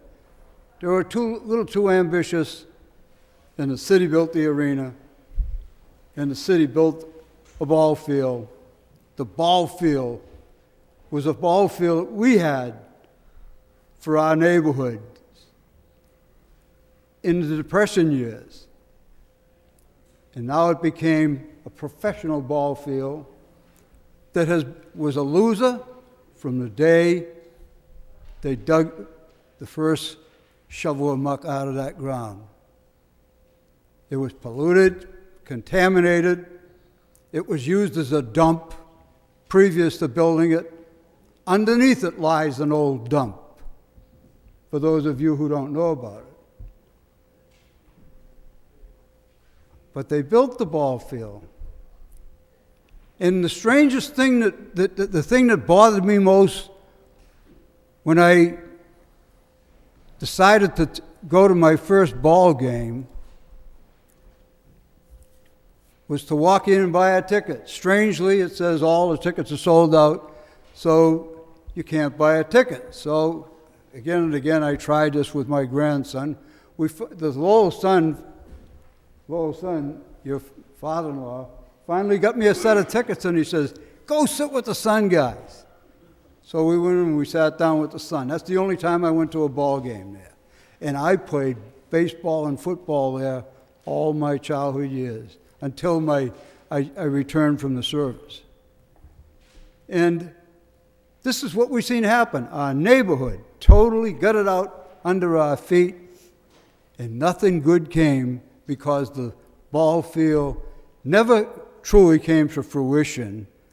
Real ball field contributing monies, paying off its own debts. It didn't happen. We built the arena, and I pleaded with the city council then to build not a smaller arena, but a 10,000-seat arena. I says, if you're going to build it, you might as well build it big enough so that you have a use for it, and construct it in the fashion so that you can convert it into something other than an arena. But no, we went out and built this little round, pretty little tower, and we stuck it out there, and it's not worth a dime. I got something on my mind, though. The University of Lowell has all the state and federal monies that they need to do whatever they want. They get everything they want, and we're paying the price for it. See, when I go out and I buy a ticket and I can't go to my own to the ball game because I'm not part of the country club, it's a shot in the head to me. Because I've been working in government here with a gentleman by the name of Leo Roy. Anybody know Leo Roy? He's on the board there, huh? Yeah. Leo Roy was a good friend of mine. He was the guy that taught me about the land of politics and what to watch out for. And these are the two things we failed on. We fought like hell on this floor to defeat both of them, both the ball field and the arena, because we said the city and the taxpayers would always pay for the sins of the past fathers. And that's what we're doing today. We're paying the bill. So I have that thought, and I would like to see the city manager approach this council in a special meeting or whatever and talk to the university, talk to your state legislators. Panagiotakis, I support him. He owes me a few favors. I supported him all of the years he ran, and I did a super job for him. Okay, and many others. And if you don't think I did, you're laughing, huh? You ask him. You ask him. I fried myself to get Stevie up there. And he was a young kid running for the school committee. He approached me down in the election office and he says, "Sir, they told me you could make me a winner." And I says, "You're going to be a winner." and we made a winner out of him. And boy, and another time he tried to lean over and say, I'd like my district swapped. And I get on the mic and I says, Stevie, stay where you are. This is where you belong. You're doing a super job. And he did stay there. Okay. So we're good friends for it. All right, thank you. I'm going to have to ask you to wrap it up. I think we've got your point. Okay, but I just want to wrap it up by saying I would appreciate it, Mr. Manager, if you honest and truly consider, and each member of this council, come back with a report to the people so that they know, a lot of people encourage me to do this, so that they know my voice was heard. And if you don't, I'll come back and bastard the place every week from then on, okay? I'm 80, but I've had quadruple bypass surgery. I had one of these things done here, and they want to do another one probably next week here. And you know what? With all of the sciences, and you people helped me every inch of the way, when I fought for legislation to get angioplasty in the hospitals, I was the guy that carried the ball. And when the Towers got their permit, you know how it happened? They called me, and they asked me if I would come before this council and support the Towers. And what we did is we changed the zoning. It made us include several other large parcels of industrial property, but we did it because some industrial properties that had the extra land that could have converted it also had hazardous waste problems, so things were left alone. And the tower's growing. And guess what? I didn't get paid by anyone to do this. It was a freebie because I believe in supporting my city when it's in need. And now I hear new corporations are coming in. Isn't that great? A place that laid flat on its back for years after we thought it was gone. I also took a trip. You are wrapping it up, yes, right? But that's all right. That's all right. This may be my last. Hey, listen. I paid $1 for this a long time ago. I went to Virginia for the city of Lowell. Raise the fines, though. I went to Virginia for the city of Lowell. And I looked over a dump site. And the dump site was something similar to ours. And underneath it was nothing but pollution. Okay? And what happened to that dump site, they converted it into a playground for children. But you know who the children belong to? The soldiers and sailors who lived in the barracks there. That's a shame. The dump caught fire, split wide open in the middle of the night. I walked over there, took a look at it, and I says, look at this. And when I go back home, have I got something to tell the city of Lowell? Never, never, never use the dump for anything but a dump and what it's doing now. Whatever you're getting out of that, take advantage of it, but never, never. It'll never be a safe piece of property for any type of construction. And with that, I leave you, gentlemen, but I hope you got a lesson in learning tonight from an old man. You know, I might stutter a little bit because I have some problems, more beyond the head problems. But, and I mean that comically. But thank you very much for giving me this time. If I hadn't done it, I would be sorry all my life because a lot of people encourage me to tell you to get on the ball. And you're absolutely right, Mr. Manager. You're doing a good job. I supported you from day one. Do this guy. You have very good judgment. Okay? Thank you, Mr. Hebert. We will always appreciate contributions from young people like yourself. Right? Councilor Rita Mercier. Yes, thank you, Mr. Mayor. This motion, if you forgot about what it was already, it is before us for a number of reasons. The first of which is that my constituents had asked me, upon listening to reports, that we are always in debt when it comes to the arena, and they have concerns as well with the Spinners Ballpark.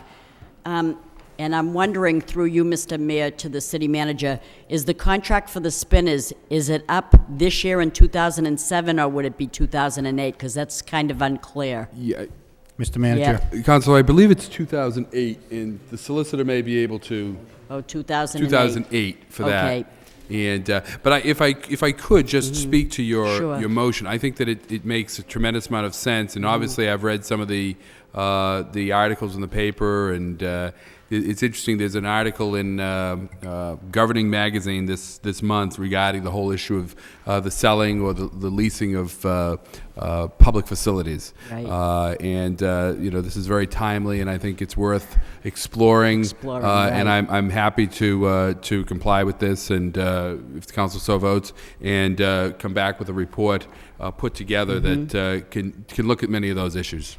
Because some time ago, we were concerned with the parking garages and how we had a deficit every year of $500,000, and that was going on our city budget, and it was on the shoulders of the taxpayer. And so we found, through the past city manager, found ways and means to not only address it, but to correct it. And so we got Chuck Carney in there now. I think the garages are moving along pretty well, and I'm very happy with that. There is no deficit. In fact, we have an account that allows money to be set aside to maintain the garages. So this is in conjunction with that. Absolutely. And just about a month ago, we had a report from the marketing subcommittee to see if we, the city, was getting the biggest bang for our buck regarding different entities such as the Lowell Memorial Auditorium, the Merrimack Valley Convention and Visitors Bureau, etc. And so I just want to take it a step further and see if these two venues are giving us the biggest bang for our buck. Are we better to keep these entities, or should the taxpayer shoulder the burden for an entity that doesn't generate a profit? So having said that, this motion simply asks that a study with a committee, members, or whatever, how you want to do it, be put together for a sole purpose of enlightening me and this council as to what is our next move. I realize that the contract for the spinners is up next year. I didn't know if it was this year or next year. And it may be beneficial to keep the ballpark. I'm not saying do away with it. I don't know. I don't know where we're going from here. But I know that each and every one of us are concerned because we're faced with higher taxes each and every year. We're burdened enough already, and it's just a motion to fish or cut bait, keep it or release it, and that's just the gist of the motion. I agree. Thank you. Thank you, Councilor. Mr. Mayor? Mr. Sullivan, you have any objection to hearing comments from motion to suspend the rules from Mr. Sullivan by Councilor Caulfield? No. Second by Councilor Rita Mercier. All those in favor say aye. Any opposed? Mr. Sullivan. Well, I responded because Rita asked me to come, because I think you know that I have a different position than anybody else, I think, with respect to the arena and the ball field. Number one, as you know, I was opposed to the arena and the ball field, but not because I was opposed to either one of them. I was opposed to the city getting involved with building an arena for a state university and for professional teams, either in baseball or, and I predicted at that time, by the way, at the time of the debate, that it would lose $1 million a year. In the folder that I gave you, the last page shows the Lowell Sun's description of that. It was going to be a deficit of $12,000 to $40,000 a year for the first 10 years. Well, it's $1 million a year, and it's almost going up to $2 million a year now as you continue to go through the process. You must repair $1 million into that ice-making machine. You got a problem with the auditorium. You've got an arena. You've got a ball field, by the way, that Drew Weber, the fellow who owns the ball team, also bought the Manchester Fisher Cats. Manchester built a stadium, and they charged him $450,000 a year in rent. And he paid it, and in order to make the rent, he had to sell 51% of his stock in the Fisher Cats so that he would be sharing the rent with somebody else. So I couldn't imagine a $13 million facility renting for the past 7 or 8 years for zero. $13 million. That doesn't happen. The university is the prime tenant in both of those locations. I don't know whether they'd accept you giving it to them, but you can give them a $28 million building. $20 million was the Commonwealth, $4 million was the university, and $4 million was the city. You could give them a $28 million facility and save yourself $2 million a year. The city manager has said if he has to cut $1 million out of the budget, that he can't, for every $1 million that he can't cut, he has to lay off, I think it was, Bernie, 16 policemen, 8 firemen, and 4 public works guys. That $2 million can save you, as you go down the road, 24 policemen, 16 firemen, and 8 public works guys. You can't afford to lose them. But you have a thing where you're paying to subsidize a professional team in baseball and in hockey, and you're paying to subsidize a state university. That is not what a city ought to be doing. I know of no other city doing it. The University of Massachusetts in Amherst, and in Boston and Dartmouth run their own facilities, and they pay the deficit. Will the state take it back? I don't know. But Panshee is the Senate chairman, vice chairman of Ways and Means. So you would have at least a little bit of influence if the university would like it. Why they wouldn't accept it, I don't know. If you give them a $28 million facility, they'd use it for symposiums for professors. And if you want to use it for the Democratic or the Republican state committees, you can do that if we can lease it. So you don't need to own the facilities, and the city ought not to be in the entertainment business. So my position is a little bit, Rita, I think, would like to keep it. I'm not sure that it makes any sense financially for the city in the current conditions to do that. So there you have it. I wish you luck. I must say that one of the most difficult jobs in the world is being a city manager, and also being a city councilor is almost as bad because people blame them as well. Thank you. Councilor Milanazzo. Thank you, Mr. Mayor. I'm going to support the motion. I think it should be something that we look at. I don't see the city giving these facilities back, but again, I think we need to back up that information with some hard numbers.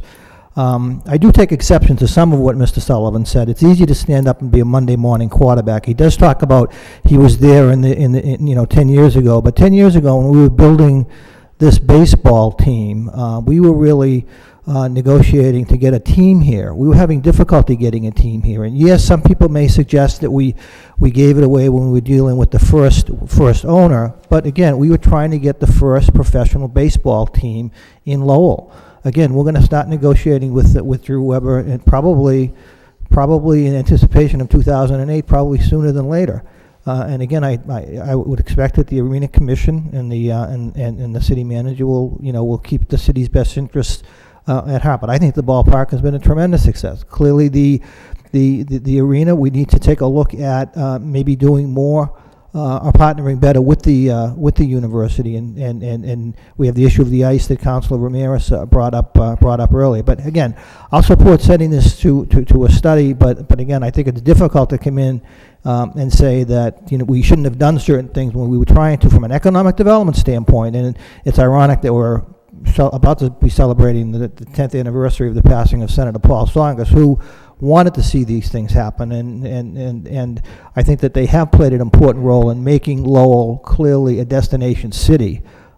Yes, it's cost the taxpayers money, but I think it's really improved the quality of life for the people that live here in Lowell and come and visit both the ballpark and the arena. Thank you. Councilor Broderick. Thank you. I'm going to support the motion as well. I look forward to the report. I'm not sure how giving it to the university would help. It would be not a taxable a piece of land or property, so I assume it's just to get off the $1 million and change, but there may be other uses that can help get rid of the carrying cost of that, but I look forward to the report. Thank you. Thank you. Councilor Caulfield. Thank you. First of all, the LaLasha Ballpark and the Lowell Spinners is the most successful minor league franchise in all of baseball. 4,700 seats. They are sold out for 40 home games. That's 188,000 seats. The lease is $25,000. You do the simple math. The ballpark costs approximately $13 million. The city contributes $4 million to that. The LaLasha Ballpark is very, very successful. But Mr. Manager, when you sit down and negotiate that contract, I think we should be compensated in a fair way. In all due respect to my good friend Al Hebert, a 10,000-seat arena would have cost $45 million.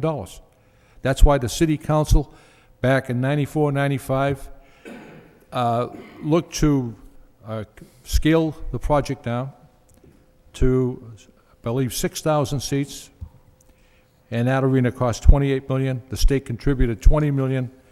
UMass Lowell $4 million. City of Lowell $4 million, and that's the debt service. Our part is $400,000 a year. If you have a facility such as that, you have to have a professional management team, people working there, receiving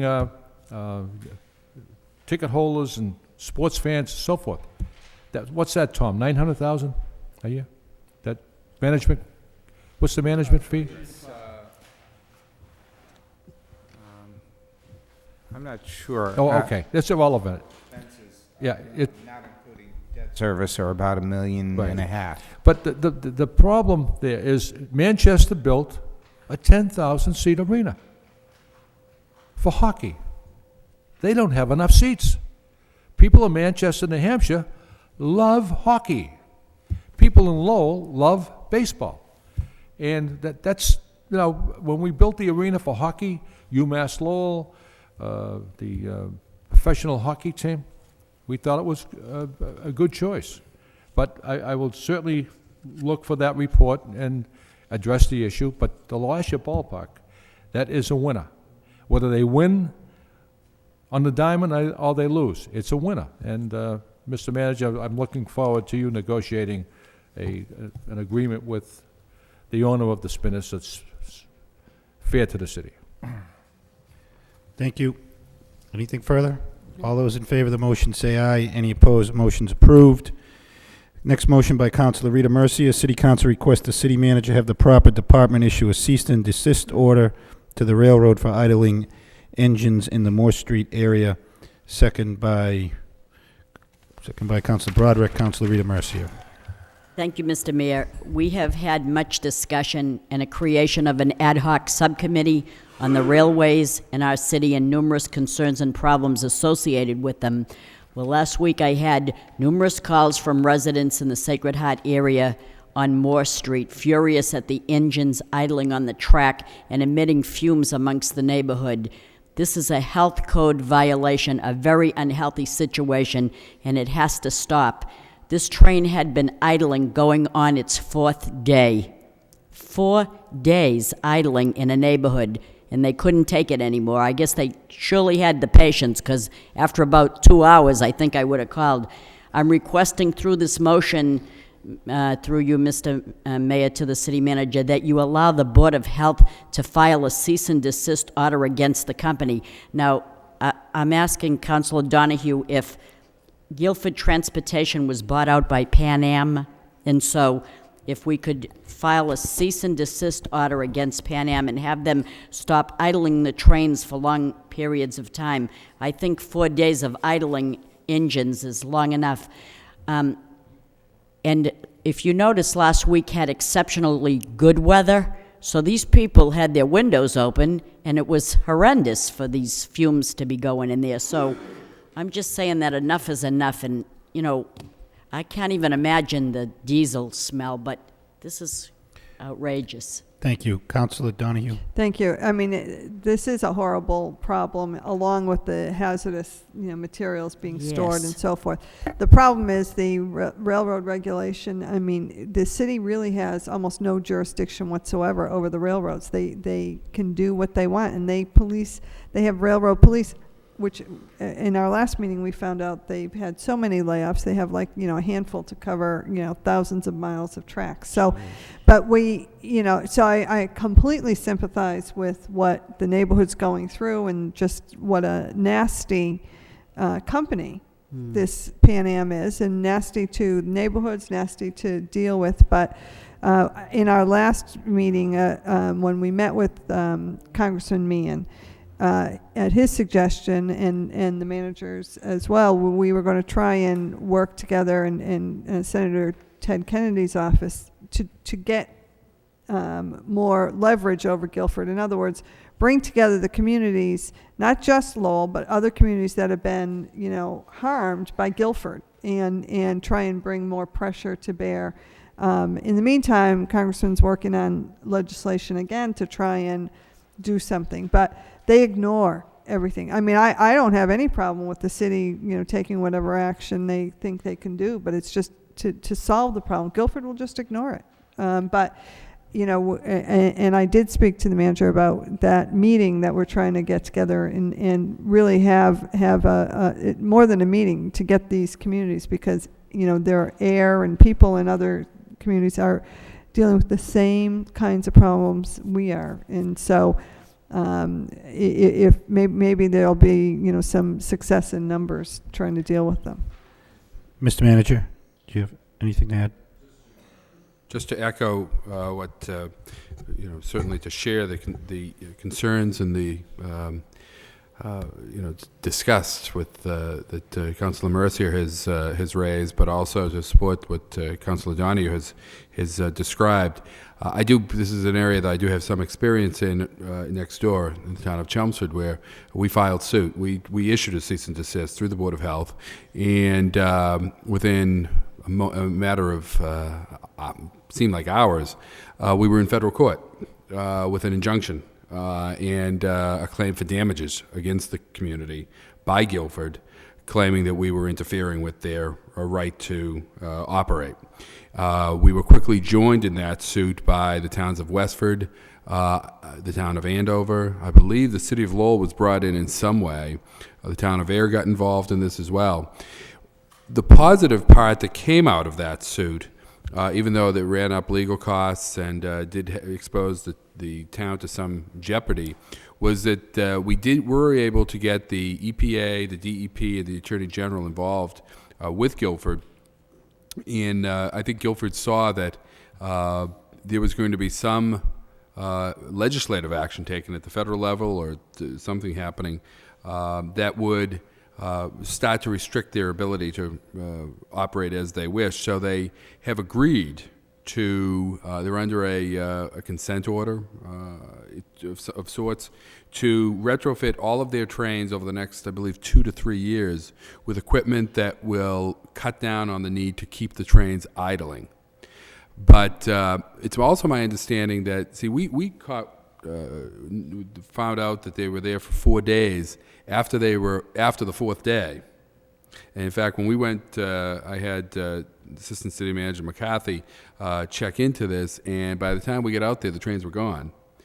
It's my understanding that under federal law, they are allowed to idle in the same location, but only for 2 days. So, which is bad enough, but when it gets into 4, so if anyone sees something like that, they should notify us, and we can go out immediately to try to take some type of action that is allowed under the federal law. But we are moving forward, working with Congressman Meehan, Senator Kennedy, and Congressman Markey on setting up, through Middlesex College, setting up a meeting of all of the area communities to discuss many of these issues that relate to the idling of trains, but also, as Councilor Donahue pointed out, the issue of hazardous materials being stored for long periods of time in residential neighborhoods. It's a very dangerous situation. And we're hoping to do that probably within the next month to month and a half. And we're continuing to push forward on Guilford. But they are Guilford, Pan Am, they're a company that is impossible to deal with. They've refused to cooperate on anything. So, but we'll still follow up, Councilor, with the Board of Health and with the legal department to see what we can do to push them along. But certainly, I urge the residents that are watching tonight, or that you happen to talk to, that if they have a train that's there for a long period of time, to notify us immediately, and we'll send out people to push them along as much as we can. Thank you. Councilor Elliott? They're hazardous waste. I just wanted to chime in. I'm with Councilor Rita Mercier on this. Enough is enough. This has been going on certainly just for 10 years that I've been here, and I understand the company is difficult, but I don't think the company is going to budge unless there's either legislation to address it, or there are legal actions. And I still think that, unless we threaten them, I think Congressman Meehan said that, unless we threaten them, they're not going to do anything, and they continue to ignore it. I mean, they've got to be violating at least the Clean Air Act when those trains are idling in a very densely populated residential neighborhood. So maybe we do need to solicit and enlist the people in that neighborhood, because it's a constant complaint, and the people in South Lowell shouldn't have to, they file a complaint. Everyone else is, follows laws and rules and regulations. This company should not be allowed to do it. While they know, they know that legislation will be pending, and they'll continue to do this. And like Council Donahue said, there's only a handful of inspectors for the entire nation. And I know there are cities in Connecticut that are experiencing the same thing. I believe it's New Haven and Bridgeport, identical situation, as well as the District of Columbia, who has filed lawsuit because of, and it's the same company. So I agree. Enough is enough, and we need to take some bold steps to help these people. Thank you. All those in favor of the motion say aye. Any opposed? The motion's approved. Next motion is by Councilor Milanazzo. The City Council requests the City Manager have the traffic engineer report on the status of the alley between Kerouac Park and 25 Bridge Street. Second by Councilor Rita Mercia. Councilor Milanazzo. Thank you, Mr. Mayor. Just briefly, there's an alley between the building at 25 Bridge Street and Kerouac Park that some people are using now as a cut-through. I'm not sure it's a public alley. It's gotten so bad that I was driving home the other night, and a car coming southerly just crossed over into the northerly lane of Bridge Street just to get into the alley so they could cut the traffic out in Kearny Square. So I think it's something that needs to be looked at because it's becoming a dangerous cut-through. Thank you.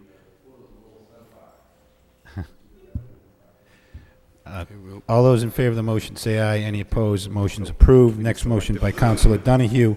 City Council requests the City Manager contact the Postmaster relative to pickup times in the downtown area. Second by Councilor Caulfield. Councilor Donahue. Thank you. Just briefly, the Postmaster, in his wisdom, I guess, had removed some post boxes in the downtown area and then changed the last pickup time from 5:30 p.m. to 4:30 p.m. Now, it's a business district, and people have to leave their office before 5 o'clock to make that day's mail. It makes no sense whatsoever. I mean, at least in the downtown business district, people are running out trying to catch a 4:30. If they could keep it at 5:30. So, it's tough enough having stores and businesses downtown, and now talk about idiotic. That you can't even have a pickup at 5:30.